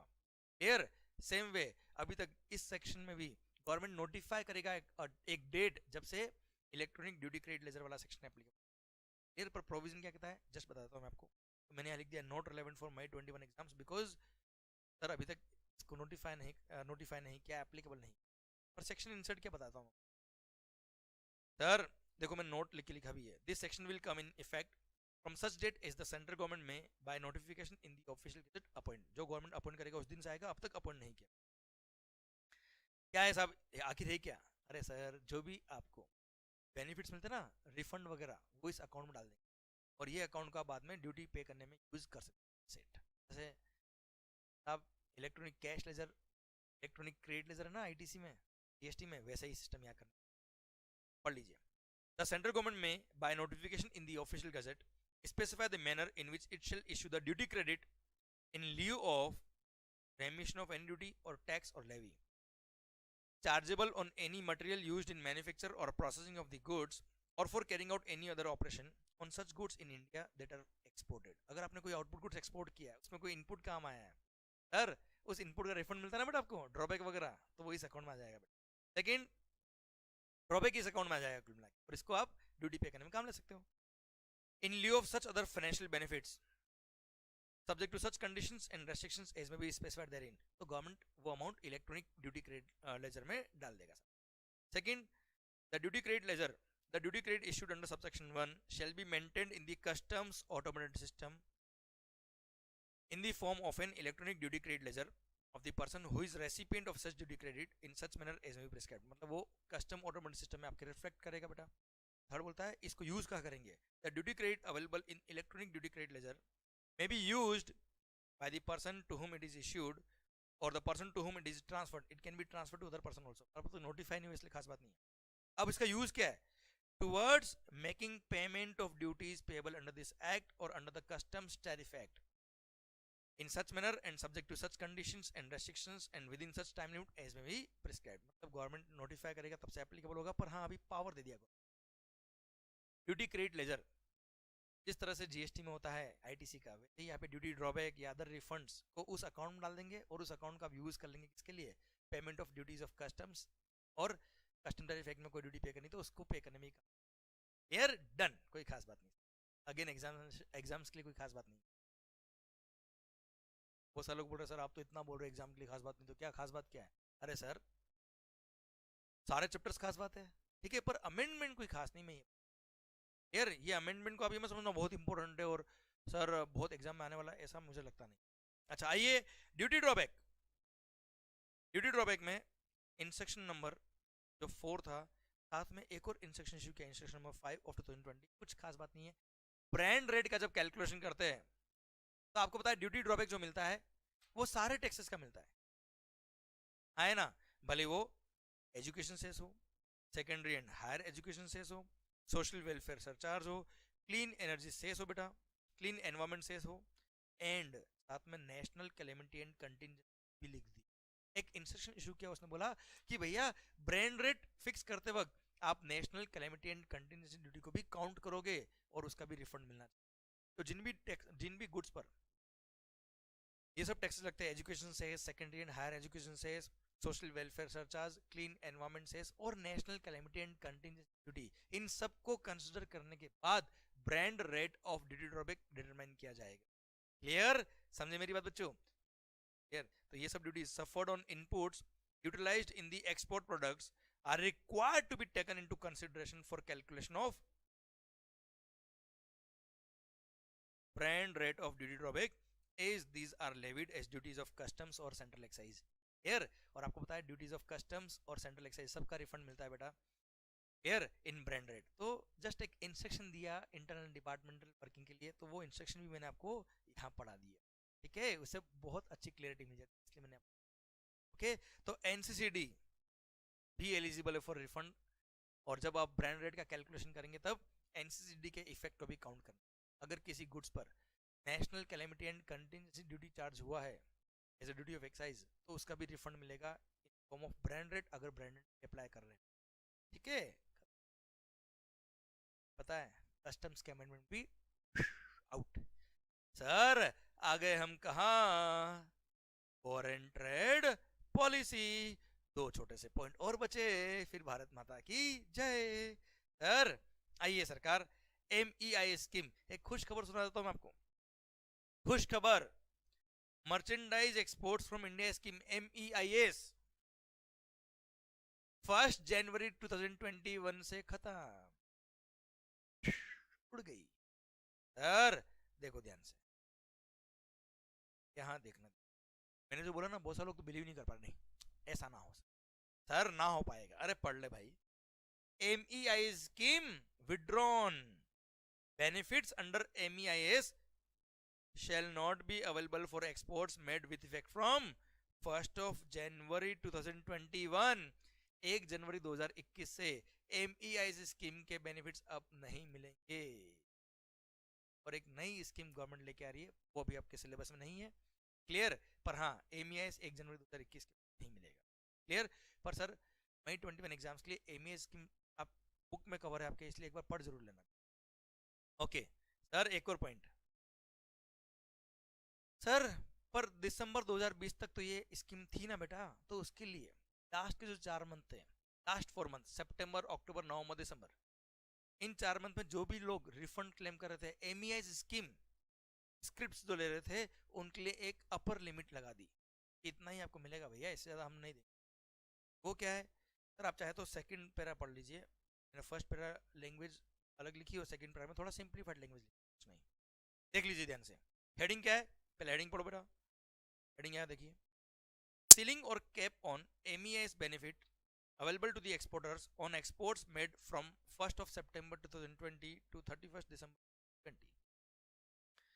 क्या कैप लगाया, देखिए ध्यान से, क्या देख लीजिए, effect of this notification, a limit on total reward under MEIS has been imposed so that for exports made in the period 1st September to 31st December, the total reward which can be claimed by an IEC holder does not exceed the ceiling of rupees 2 crores। मतलब एक person को maximum 2 crore के ही benefit देंगे during the period from September 2020 to December 2020। यार maximum 2 crore की ही MES script उसको मिलेगी, उससे ज्यादा नहीं मिलेगी। Further it has also been notified that any IC holder who has not made any exports for a period of 1 year preceding 1st September 2020, मतलब जिसने पिछले 1 साल में कोई एक्सपोर्ट नहीं किया, उसको बोला तू भले एक्सपोर्ट कर या मत कर, सर एमईएस अब तेरे को नहीं मिलेगा। मतलब 1st September 2020 से लास्ट 1 साल में अगर किसी एसएससी ने एक्सपोर्ट नहीं किया और वो अभी एक्सपोर्ट करता भी है और एमईएस के लिए अप्लाई करता भी है, तो बाबा जी का टुल्लू, उसको एमईएस नहीं मिलेगा। और एनी न्यू आईसीज, अगर कोई new importer exporter code number generate होता है, मतलब अगर कोई नया एक्सपोर्टर आया, सब उसने नए आईसी कोड लिया, अब उसने 1st September के बाद कोई एक्सपोर्ट किया, तो एमईएस उसको नहीं मिलेगा। अब जो एग्जिस्टिंग एक्सपोर्टर्स है उन्हीं को हम एमईआई स्क्रिप्ट देंगे, वो भी कब तक, 31st December 2020 तक, 1 सितंबर 2020 से 31st December 2020 तक उन्हीं को हम एमईएस देंगे जो ऑलरेडी एक्सपोर्टर थे, और जिन्होंने लास्ट 1 साल तक कोई एक्सपोर्ट नहीं किया उनको हम बेनिफिट नहीं देंगे। और जो नए आईसी होल्डर्स है इस पीरियड के अंदर, उनको तो हम बिल्कुल भी एमईएस नहीं देंगे। और हाँ, जो एग्जिस्टिंग एक्सपोर्टर्स है उनको भी हम एमईएस देंगे, पर मैक्सिमम 2 करोड़ रुपए पर एसएससी पर आईसी होल्डर ही देंगे, और उसमें भी एक रेस्ट्रिक्शन आ गया। Further, the aforesaid ceiling will be subject to further downward revision to ensure that total claim under MES for the period 1st September 2020 to 31st December does not exceed the prescribed allocation by the government, which is rupees 5,000 crores। मतलब government ने MES script के लिए एक budget बना दिया 5,000 करोड़ का for the period from September 20 to December 20। हम maximum 5,000 crore तक के बेनिफिट देंगे, each SSC up to 2 crore, total मिला के 5,000 करोड़। और नए आईसी होल्डर होंगे तो उनको तो कुछ भी नहीं मिलेगा, और जिन आईसी होल्डर्स ने लास्ट 1 साल में कुछ एक्सपोर्ट नहीं किया उनको तो कुछ भी नहीं मिलेगा। Clear, done. और फर सर 1 जनवरी 2021 के बाद तो किसी को कुछ नहीं मिलेगा सर एमईएस स्कीम की बात, because the benefits under MES shall not be available for exports made with effect from 1st January 2021। माहौल डन सर। ओके, एक लास्ट अमेंडमेंट है, duty free duty free import authorisation scheme, DFIA scheme. छोटा सा point sir, DFIA scheme का benefit हमने पहले पढ़ा था कि this is the benefit of this scheme shall not be available for import of raw sugar. Raw sugar के लिए डीएफआईए स्कीम नहीं, तो अभी भी नहीं है। प्लस टायर्स, तो टायर देखे आपने बेटा, टायर नहीं देखे, एक काम करना, घर से या ऑफिस से आप बाहर निकलोगे ना बेटा, रोड आएगी हाईवे, उस पर से लेट जाना बेटा, फिर आपको बहुत सारे टायर दिखेंगे, कुछ देर तक तो दिखेंगे, फिर डिपेंड्स सर। तो इंपोर्ट ऑफ टायर्स, तो sir import of tyres under DFI scheme is not allowed. Clear. अरे सरकार सही में रोड पे लेट के मत देख लेना, सर आप में दम इतना है कि कितने ही मल्टीपल टायर्स वाली कार्स, मल्टीपल कार्स आप परचेज करेंगे थोड़े दिन बाद, बस जम के पढ़ाई कर लीजिए, माहौल होना चाहिए और खुश होकर पढ़ाई करना, सबसे इंपॉर्टेंट बात ये है, दिल से पढ़ना चाहिए सर। आइए, import of tyres under DFIA scheme is not allowed, मतलब ये नया पॉइंट ऐड हुआ है। तो कुल मिला के DFIA duty free import authorisation scheme raw sugar और टायर्स के लिए एप्लीकेबल नहीं है। और इसी के साथ भारत माता की जय होता है। और मैं आपको लिख देता हूं क्या,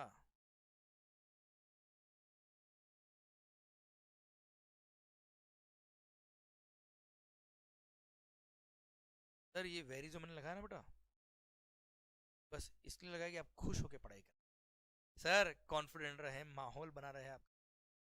all the very best, love you all, take care बच्चों। और हाँ देखिए, केवल और केवल 2 लेक्चर्स में सारे अमेंडमेंट्स कवर हो गए, केवल 2 लेक्चर्स, क्लियर, सारे अमेंडमेंट कवर हो गए बेटा। और वो भी हमने तो एक एक वो पॉइंट भी कवर कर लिया जो बहुत रिलेवेंट नहीं है, क्लियर। सरकार, तो देखा जाए तो बहुत टफ अमेंडमेंट नहीं हुए, क्लियर, कोई मेजर चेंजेस नहीं हुए। और मैं तो कह रहा हूँ अगर आपने कॉन्सेप्चुअली पढ़ाई किया है तो अगर कभी बड़े अमेंडमेंट भी होंगे तो आपको मजा आएगा। Okay, all the very best sir, love you all, पढ़ते रहिए, खुश होके पढ़िए, एंड यस बी कॉन्फिडेंट, माहौल होना चाहिए, and you must be energetic every time, clear.